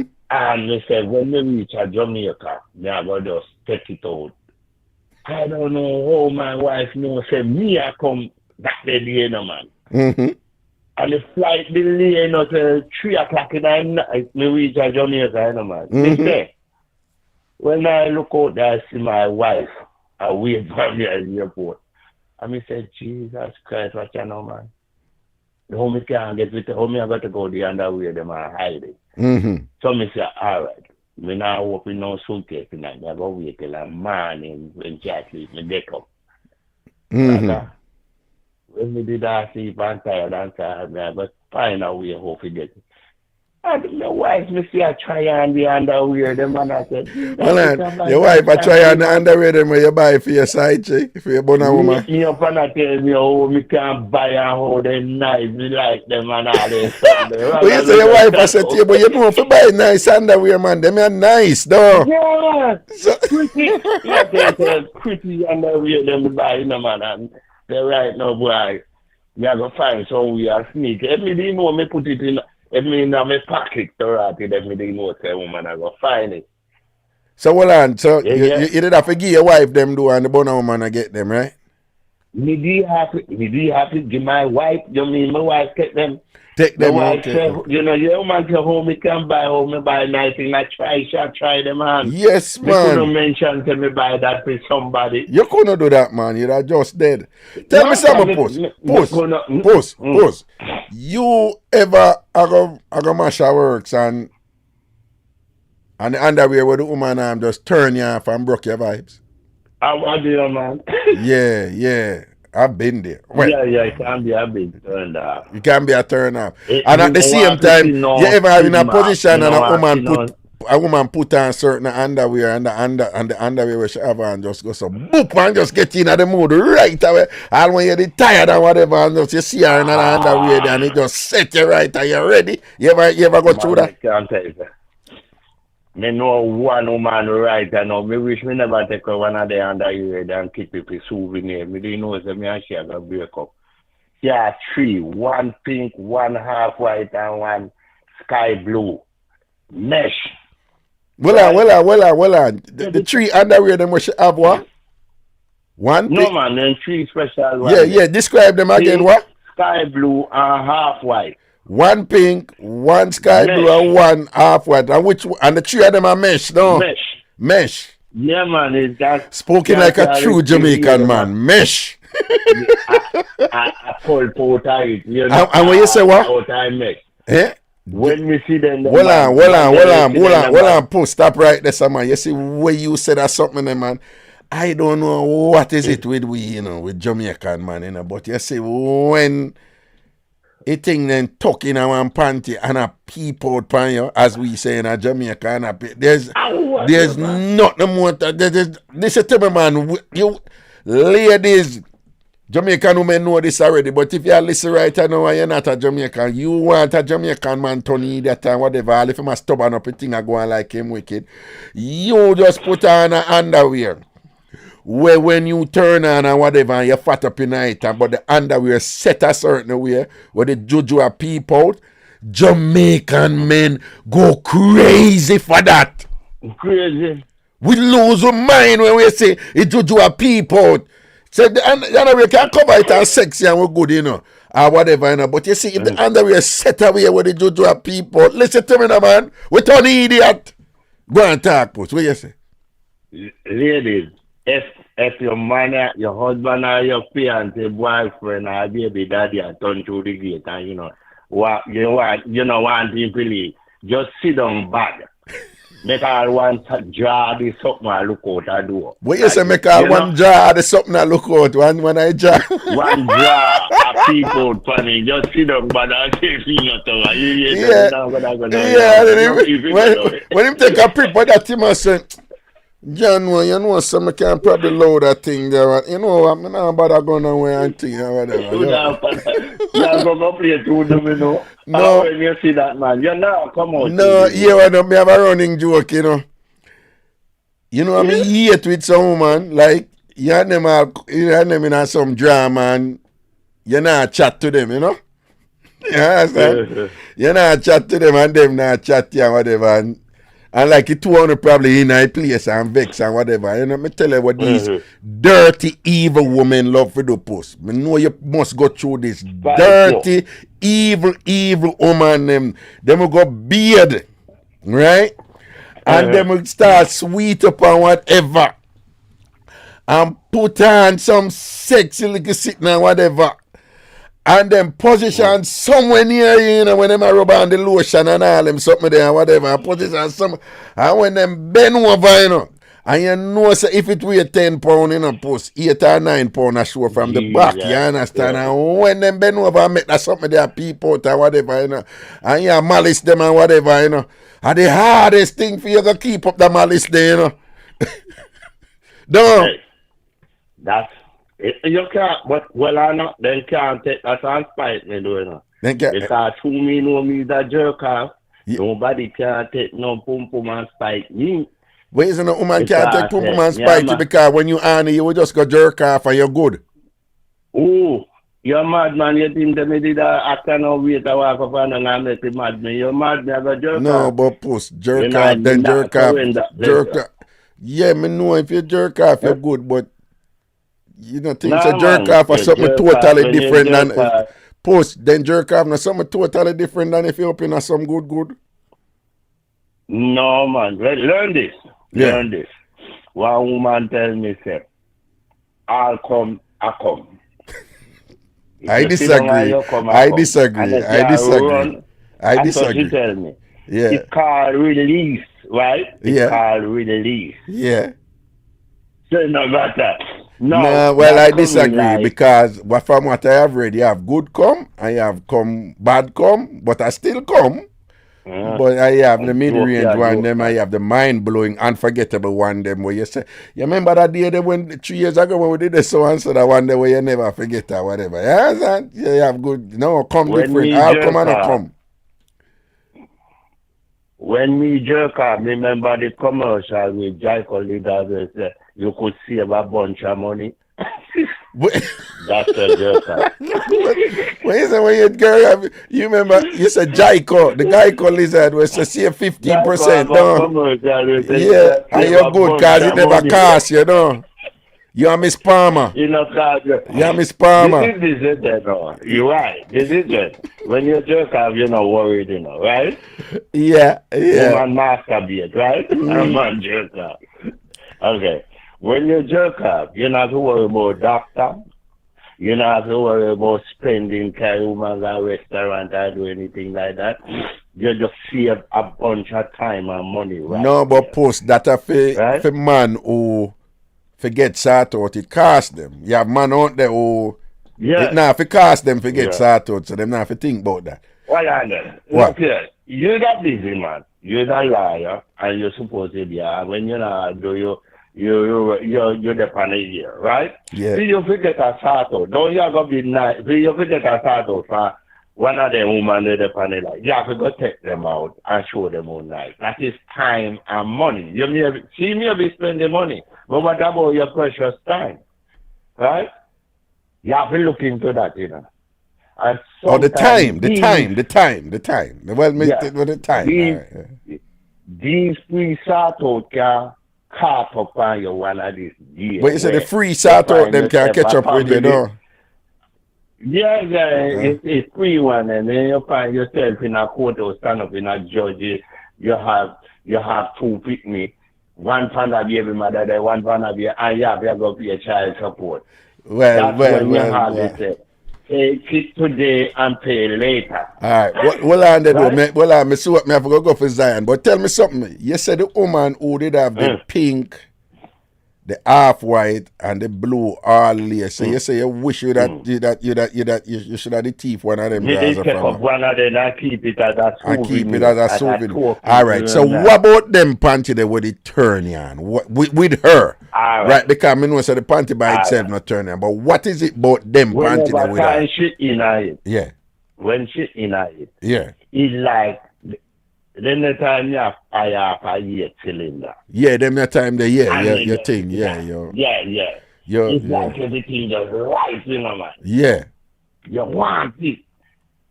Them three there. But what about them three there? What is just your favorite color or the panty style or how it did set pan she or what your favorite color? What about them three there? Yeah, she shape good. Okay. She have good shape. Yeah. She have good shape. Yeah. You know, one of the thing, you know, some of the designer, when them make the thing when you're tongue, right? Yeah. They're supposed to put on a separate tag on it, not recommended by every woman, you know? Because, you know, one time I got one of the big belly woman, you know, me now, cause big belly woman. Right. But yeah, so she did kind of pleasantly plump. Right. Yeah, her belly big. Right? Her belly big, okay. And when me see the woman in her tongue so hard, when me look to her, rather, yeah, tell you, say, you know, say, maybe something, maybe me about, I work off about 30% there. At that time, yeah. She just killing vibes and whatever. So what you say, she have big belly and thing, she shouldn't have weird tongue. Yeah. But when we see the woman belly, actually something from the woman to her inside. It just disappeared to her. Yeah, and kill your vibes. Because you say she enough for a weird tongue. You know, look good. It never look good for she when she. John, no. But post, last question. Because I have to go cut the pickups and I fly out of morning. Yeah, well, you have to pick up. No, Zai, him up him brother Yeah, and yeah. sister, so me have to go feed man think. I might go home, Okay. back home Yeah, go. morning early. But what me I Yes, say, sir. last Father, question. no. Eh? Yeah, well, must start in here. 1 hour, 4 or 3 or 5. You know, you know 5 star. With what? Yeah, With what? With when what? 5 star. With what? With what? If it be a 5 star kid, you have to be around them 24/7. 5 star, like, yeah, 4 star, 3 star, 1 star. It Who, depends, who you you know? talk about? What? My kids or me? You matter what kind of father you be? Four What kind of star, father, three maybe? star, 5. Yeah, yeah. Listen to me. I don't care what who are rate. Listen to me. One thing I can tell you. Let me tell you this, post. I love daddying. Like it just, I love it. I just from them born me, I was that diaper changing daddy. Like me love do it and thing and whatever. Love it, love it, love it, love it, love it. And I'm picking notice everything, you know. So even when me not there around them or whatever, picking know, you know. One thing with picking them know and whatever. So my kids them, you know, when me know certain things, you see, like if me there around, like even if me I drop them at school and somebody attack or something come up or whatever, them time then them end up say some things will make me know. You know, like all if something come down, Zion him do something on the TV and him have them look at something when them look at funny something when him watch and whatever, and him love talk to himself. And one time me hear him say something along the lines like, not my dad. My dad would probably knock you out for his kids and what. I hear him a chat to himself there, so, and him know him I say, well, next time I drop off KJ and JD at them school and I don't know somebody say or whatever and the two of them just start talk automatically. JD and KJ are talking. I'm like, no, my dad is crazy. Our dad is crazy with us. Our dad is crazy. We have a lot of fun with him. He's crazy. Like them say these little things, like them not come out and say, oh, my dad is great or whatever. But them just say them little thing away. I love daddying without apology. Me love it, love it, love it, love it, love it, love it, love it. Like big time. But anyway. Kids, what when you look at them in a kids notice from them and go up. Yes, the little yes. things them. Yes, Right. yes. When you do for them. Yes. No, they know. If you're there, kids know. Yeah. If you're there, kids know. And if you're not there, them know. And if you're lucky in with them, them know. You know? They know. They know. Yeah. And you know why me I enjoy it right now, Post? Every parent, bar none. Every one of them from the youth, them just a born and thing. Them always a tell me. You know, cause you know, them say me have my kids them late. But every parent say, listen to me. Enjoy them now. Because you see when them turn more teenager, whatever, them not gonna know you again. But no, them say by them reach about 12, 13, them the parents might tell them say them not gonna know you again. So enjoy it now. Let me tell you, every parent tell me that. Every parent. Now, you hear me say every? Me not just say it for emphasis, you know. Me I say it because it's every. It's every. But you know, somebody said something to me what they are different lady. She said, yeah, man, them go about 11, 12 and them not in here. But they say by them in them 20s, them come right back around and into you, you know, if you and them. I was like, really? And them say, yep. So they say, once them get them look a friend and them girlfriend and thing, and them teenagers I go up, them not in you. What that? When them reach like 12, when they reach about 12, going up to 18, 19. Yeah. That's how you're going to have a hard time with them. They're going to give you trouble because they want to be. I see a mother out and No, I'm familiar with that in terms of identity development in them years, adolescent issues. This is why I say, you know, she don't want to go to a movie with you though. She just go because you are carrier, but she don't want to go. I mean, look on this girl and say, you want to go movie with, and she said no, right? Just like that. Right. So they want to go to the movie with them friends. With them friends. Right? Right. That's how they is, you know. And it's so good, you know. The boys, them will stay home and rather play some game, PlayStation game, and get out on the street. Yeah. Right? Yeah. But You can't get away from the laziness and the nastiness. I just that. Me hear people cry about, you know. The laziness and the nastiness. Yeah, they not like beard and they not like work. You know, Who nowadays picnic? They nowadays teenagers, they don't want, them lazy, they don't want to do nothing in a yard. They just want to play games, eat, play games. Interesting. And Anyway, well, let me just ask you the last question. I can't, me have a cut. And thing. Back to the undies. What is more sexy to you? A thong or an underwear where cut across the woman bottom, you know, halfway across, like yeah, full underwear to me, the full one, they were full. You know, like the. No, when you say full, you mean everything covered. Really? You know, like. So what about the one that cut across the bottom, like you know, the bottom of the underwear cut across the woman bottom? What about them? How that is? What? Cut across. You understand what I say?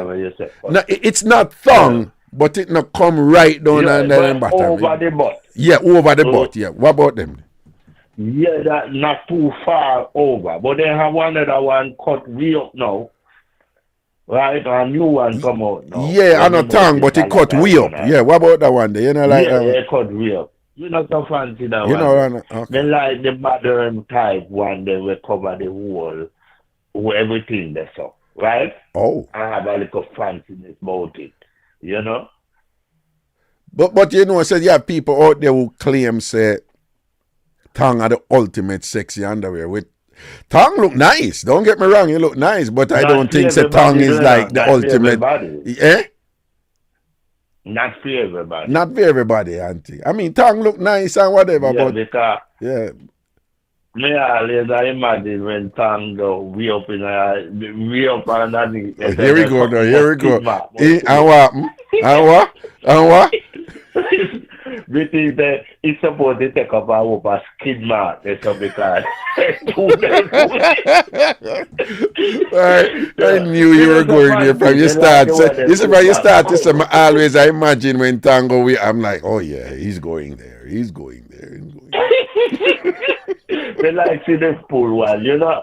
That's not my style. I mean like we see the cubic here them are. Ring about the place, you know, like we love the vegetable and things. No. Well, I'm push. You still there, sir? Eh? Push. You still there, sir? What? You like this pubic area people out from underwear? I'm ready, man. I wanna not so fancy the ballet thing that tall, you know. No, push. I can't believe say you're still there, sir, whatever. Rather that is you everybody at their own place. My youth, listen to me, man. It was there from creation. Listen to me. Listen to me, the natty front thing, the Rasta front thing, that dead out and gone. And we need you as a man fit stop and go on like you and advocate them thing and give woman excuse to do them so. Listen to me, no man. Listen to me, post. You are an influential man in your own right, and we need if you cut out them slackness them. Because that is one thing we want Lego in the fullness of it, right? Many of us men from certain time we got through it with era, cut we up and all them something there and all them thing there, whatever, and right? And I am a very non-judgmental, flexible person, but there's one thing we are whole hardened pan, and it's this Rasta front, natty front type of thing. Them thing they dead out push, and we need you to come into the fraternity where you must be an outspoken person against it too. And so when you talk about you don't even want a woman shave, and so you don't want the ear even cut down low and all them something. No, push, no. You like to search. I like to search. You like to search what? What you search for? When you don't know what they do. Me want to search and me want to search, right? Push, you know some upset with you though. Go and go pick up Zion. I tell me nonsense now. No. No, puss, we need All if we right. come, we need if we get on that trajectory with we You and ever see whatever, when yeah. you ever see No, when that a she pop up in the man. what? You ever say what? You ever say what? You ever see when that a pop up in a jar? No, but puss, me surprised, you know, a man like you who are president for the eating meeting and all these things, and you know, say you have to kiss up and No. me can't believe say you love to kiss Well, up no, me here. carry me toothpick and all them thing there. You What can you say see. what? What? You carry me toothpick and see you get up in my teeth, me pick you out, you know. What you say you carry your Then toothpick you so when can ear itch up in your teeth, you pick it out when you work. then you say you travel with the toothpick. I toothpick me having. When you say a toothpick your work, because when you're done you take out any ear where itch up in your teeth. No?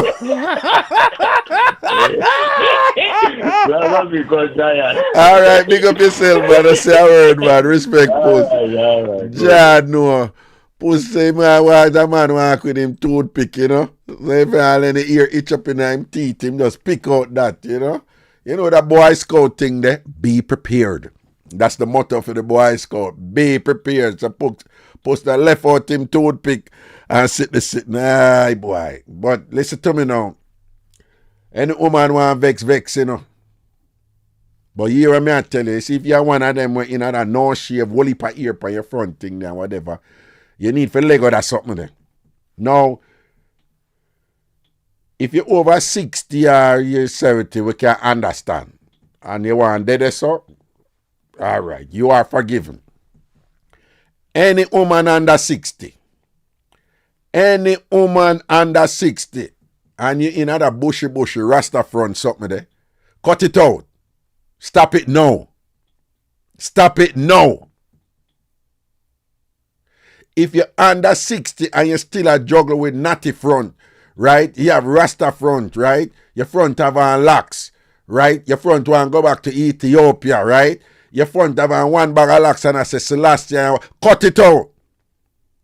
Well, if you're a rasta woman and, you know, and that is your religion or your culture, we understand that. Do your thing, all right? People, why you always do that? You don't call and then when me I leave at that time the whole I call. Why you always do that? Hello?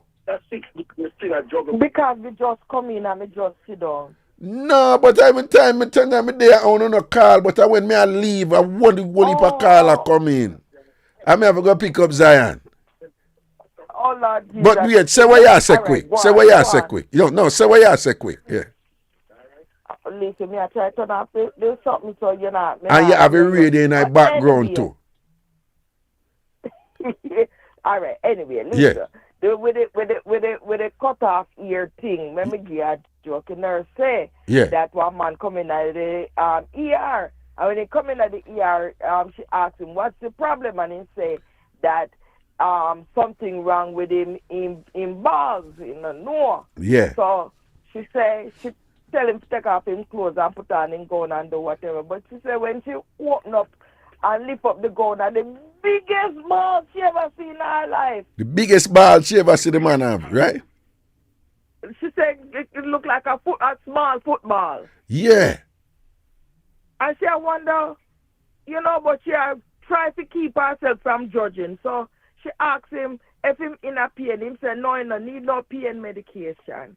And to cut it short because Zion have to get pick up. Yeah. Anyway, she said, she alright then she going to examine him. And when she lift up the balls, a pain get a fallout. She asked him, how him get it? Him say, him going to tell her, but she don't want him judge her. So what she did was, he said that he was shaving and nick himself couple of days. And the nick himself, he not get better. And because it didn't get better, it started getting infected. And he wouldn't come to the ER, but finally he had to. And that's what top tell people to cut off them pubic hair. Oh, well, I mean, that is no excuse. If you get cut and thing, you have to treat it. Yeah, I understand. You have to... the visual there was it was awful, but yeah, but no man, that for no, you raised an interesting point. I was no, you know why? first of all, amongst tradition, the Jamaican men, them no like talk about them something, you know. Them find it sus, you know. No. If you talk about say the Jamaican man for shave or cut down near, a lot of Jamaican men are very uncomfortable with it, and them think like, Yes. you know, if you do that, like it, you know, it says something about you, like you could have leaned the other way or whatever. Not only that, I remember one time we were at when Ira Jam was over, went him down, we attack. And there is all these things that you just don't even think about. And there is two Jamaican men are like, yo, I don't even know how to do it. I'm like, what you mean you don't know how to do what? And I said, no, but one did have beard, but him did shave before, and the next one shave. And I said, I know how to shave my face, but I don't know how to shave. So I said, but what's difficult in that if you know how to shave? And I said, no, man, I be a cut up myself and I'm try. So you have these Jamaican men who said the reason why them not do it, they don't know how to do it. All right, and then there are just some who we have this stigma, especially when we were growing up. Our grandmother used to say, "No, look by yourself." Don't look by yourself. Yes, and we all look for, you know them thing there. Yeah, well, them we days have they this don't. stigma. But anyway, bless up yourself, you know, me I cut you now here. All right. All right, cool. That is okay, men, listen. Listen to me. All man listen. In general, woman not go force you to do it. In general, woman not go force you to do it. But listen to Mas Raga. Pretty much 90% of the woman them we talk to. Them say them appreciate a man who shave, and you know, a lot of them said no, them don't want the man shave, but them want the man cut down the hair. Just so you know, you have women out there who again they would appreciate a man who a part of your hygiene or your regimen, you know, your health regimen, is that you shave or you cut down and you know, a whole heap of hair with no strong odor, or one whole heap of bushy sitting there, whatever. You have most women, they appreciate that. Particularly if, you know, you like certain things, others, and they like to give it to you. Some women appreciate that. Mas Raga pass on the thing to you. But even if you not juggle with them something there, you have women who appreciate it. Right? And just the same, where I said to the woman I'm out there right here now, where I see somebody, I said, but what if the man say you're not for shave it? No, but if your gentleman say you're not for shave it and you know want to shave it, you're on a bingo. Don't shave it. If you pussy him love for search and go through him, then you might go through the bushes and I find him and I cut him. Right? But most men were not there, right? And ladies, most women nowadays are them say shave or cut it down, right? And while we can be flexible about some other things, we not like other one here. We don't shave or cut it down. A lot of women them just cut it down low, right?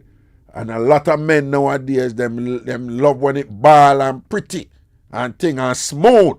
You understand? And that's what they think the right you know. So if you stop stubborn up a thing. Stop stubborn up a thing and fight it. And thing. And go get some wheat or some nair. And do on need for do.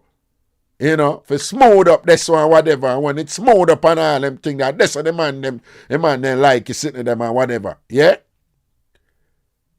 From what I have read, a lot of men when them go so a boom and all tear off your underwear off and you and go see it nice and smooth and whatever. Nothing sweet more than that. Yeah.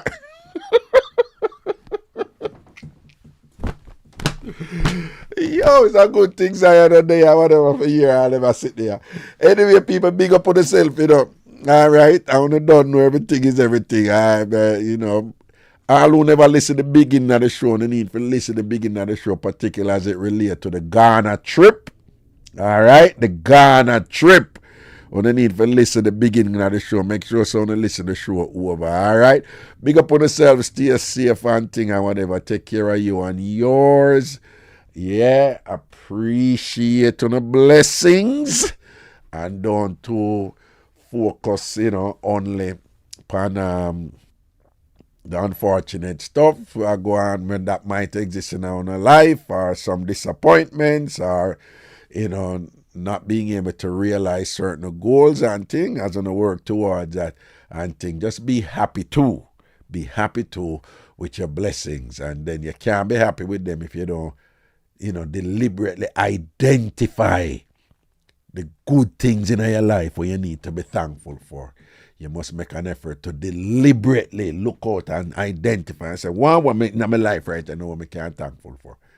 Yeah, and who the running where you can't thankful for? What have you accomplished where you can't thankful for? What good are going for you right now where you can be thankful for? Particularly, if you know say other people not have the blessing the way you have, or those blessings that you have. And then, develop that capacity there for being good spirits about the things that you should be thankful for. And when you do that, that attitude and that mood and thing will go over in other areas of your life and color even the disappointments them where you have, and put them into perspective where you can live a more happy and productive and relaxed and contented life, even while you're working towards your goals. All right? When I am negative and I get upset and I get toxic and things, and just a focus on things where bada yana and something. Remember, you are responsible for your happiness. Ultimately, if you're living a life right now, I talk about somebody make you happy, that's a lie. Nobody can make you happy.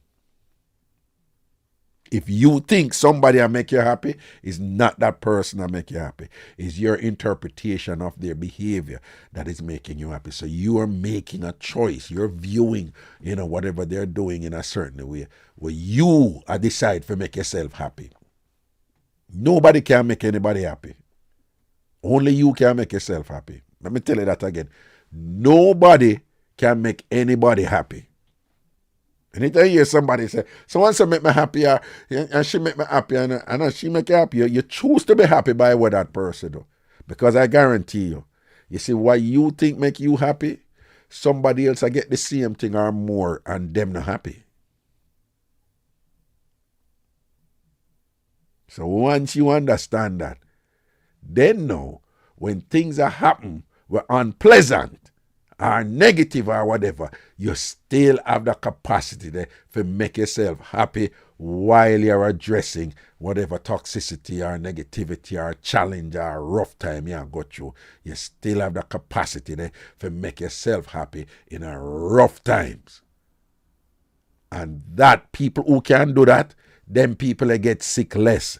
Them people recuperate from illnesses less. Them people they're immune to attacks from others, right? Them people, when people come, and throw them dirtiness and them nastiness upon them, it bounce off of them because their happiness is not dependent on the external. Their happiness is sourced from inside of them. Them have them one formula, them have them one outlook on things because them know how to make themselves be that person.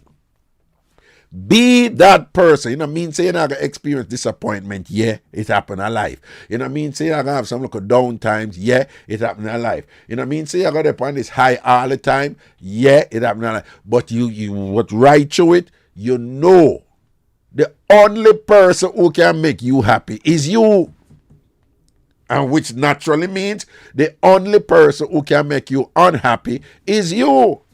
Even when somebody betray you, even when somebody let you down and disappointed, them do what them have to do, but it's always your interpretation of it. I got to determine how it impact you. Only you can make you happy. So you fi take care of you.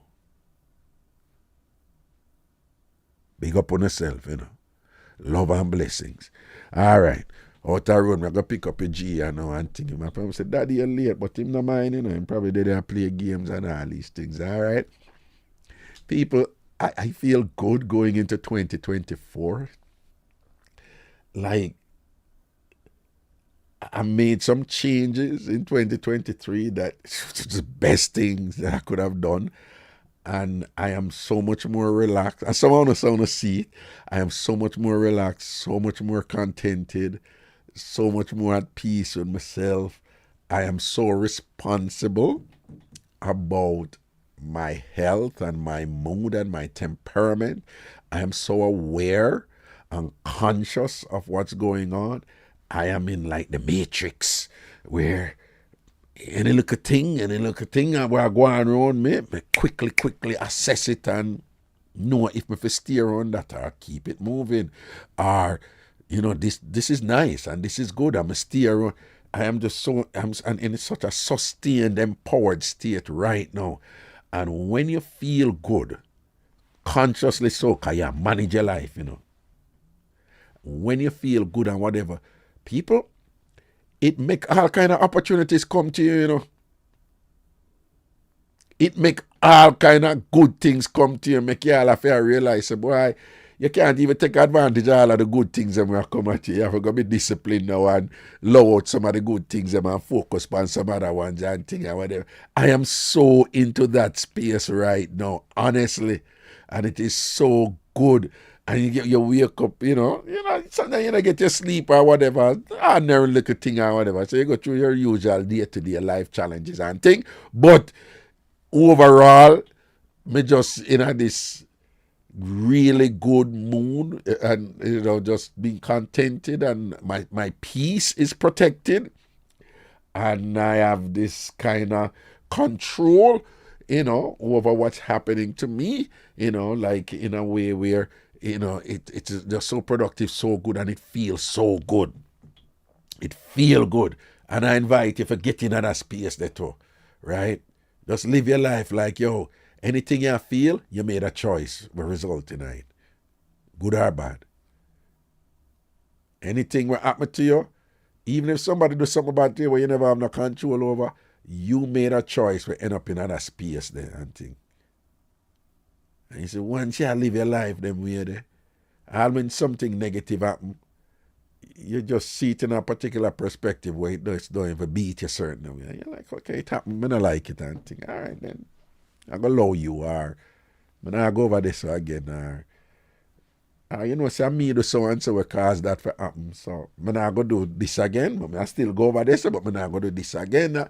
Yeah, it is so liberating, so freeing, and it's nice. It feels good, and it affects everything else what you're doing in life. It affects everything else what you're doing in life. It's a good feeling, and I invite you to share that space there. All right? Big up on yourself, Tam fam we say, no. Tam fam then, tam fam now, tam fam forever, tambourine family, no? Yeah, man. Welcome to 2024. We're going to shell out this clot. Yeah, we're going to rise, we're going to produce, we're going to grow, and we're going to laugh and learn too, don't it? Mad thing. Bless upon yourself, people. Love and blessings. And again, if you never listen to the beginning of the show regarding some things associated with Ghana, just listen to the beginning of the show and thing. All right? Blessings and respect. Outer road. Cool.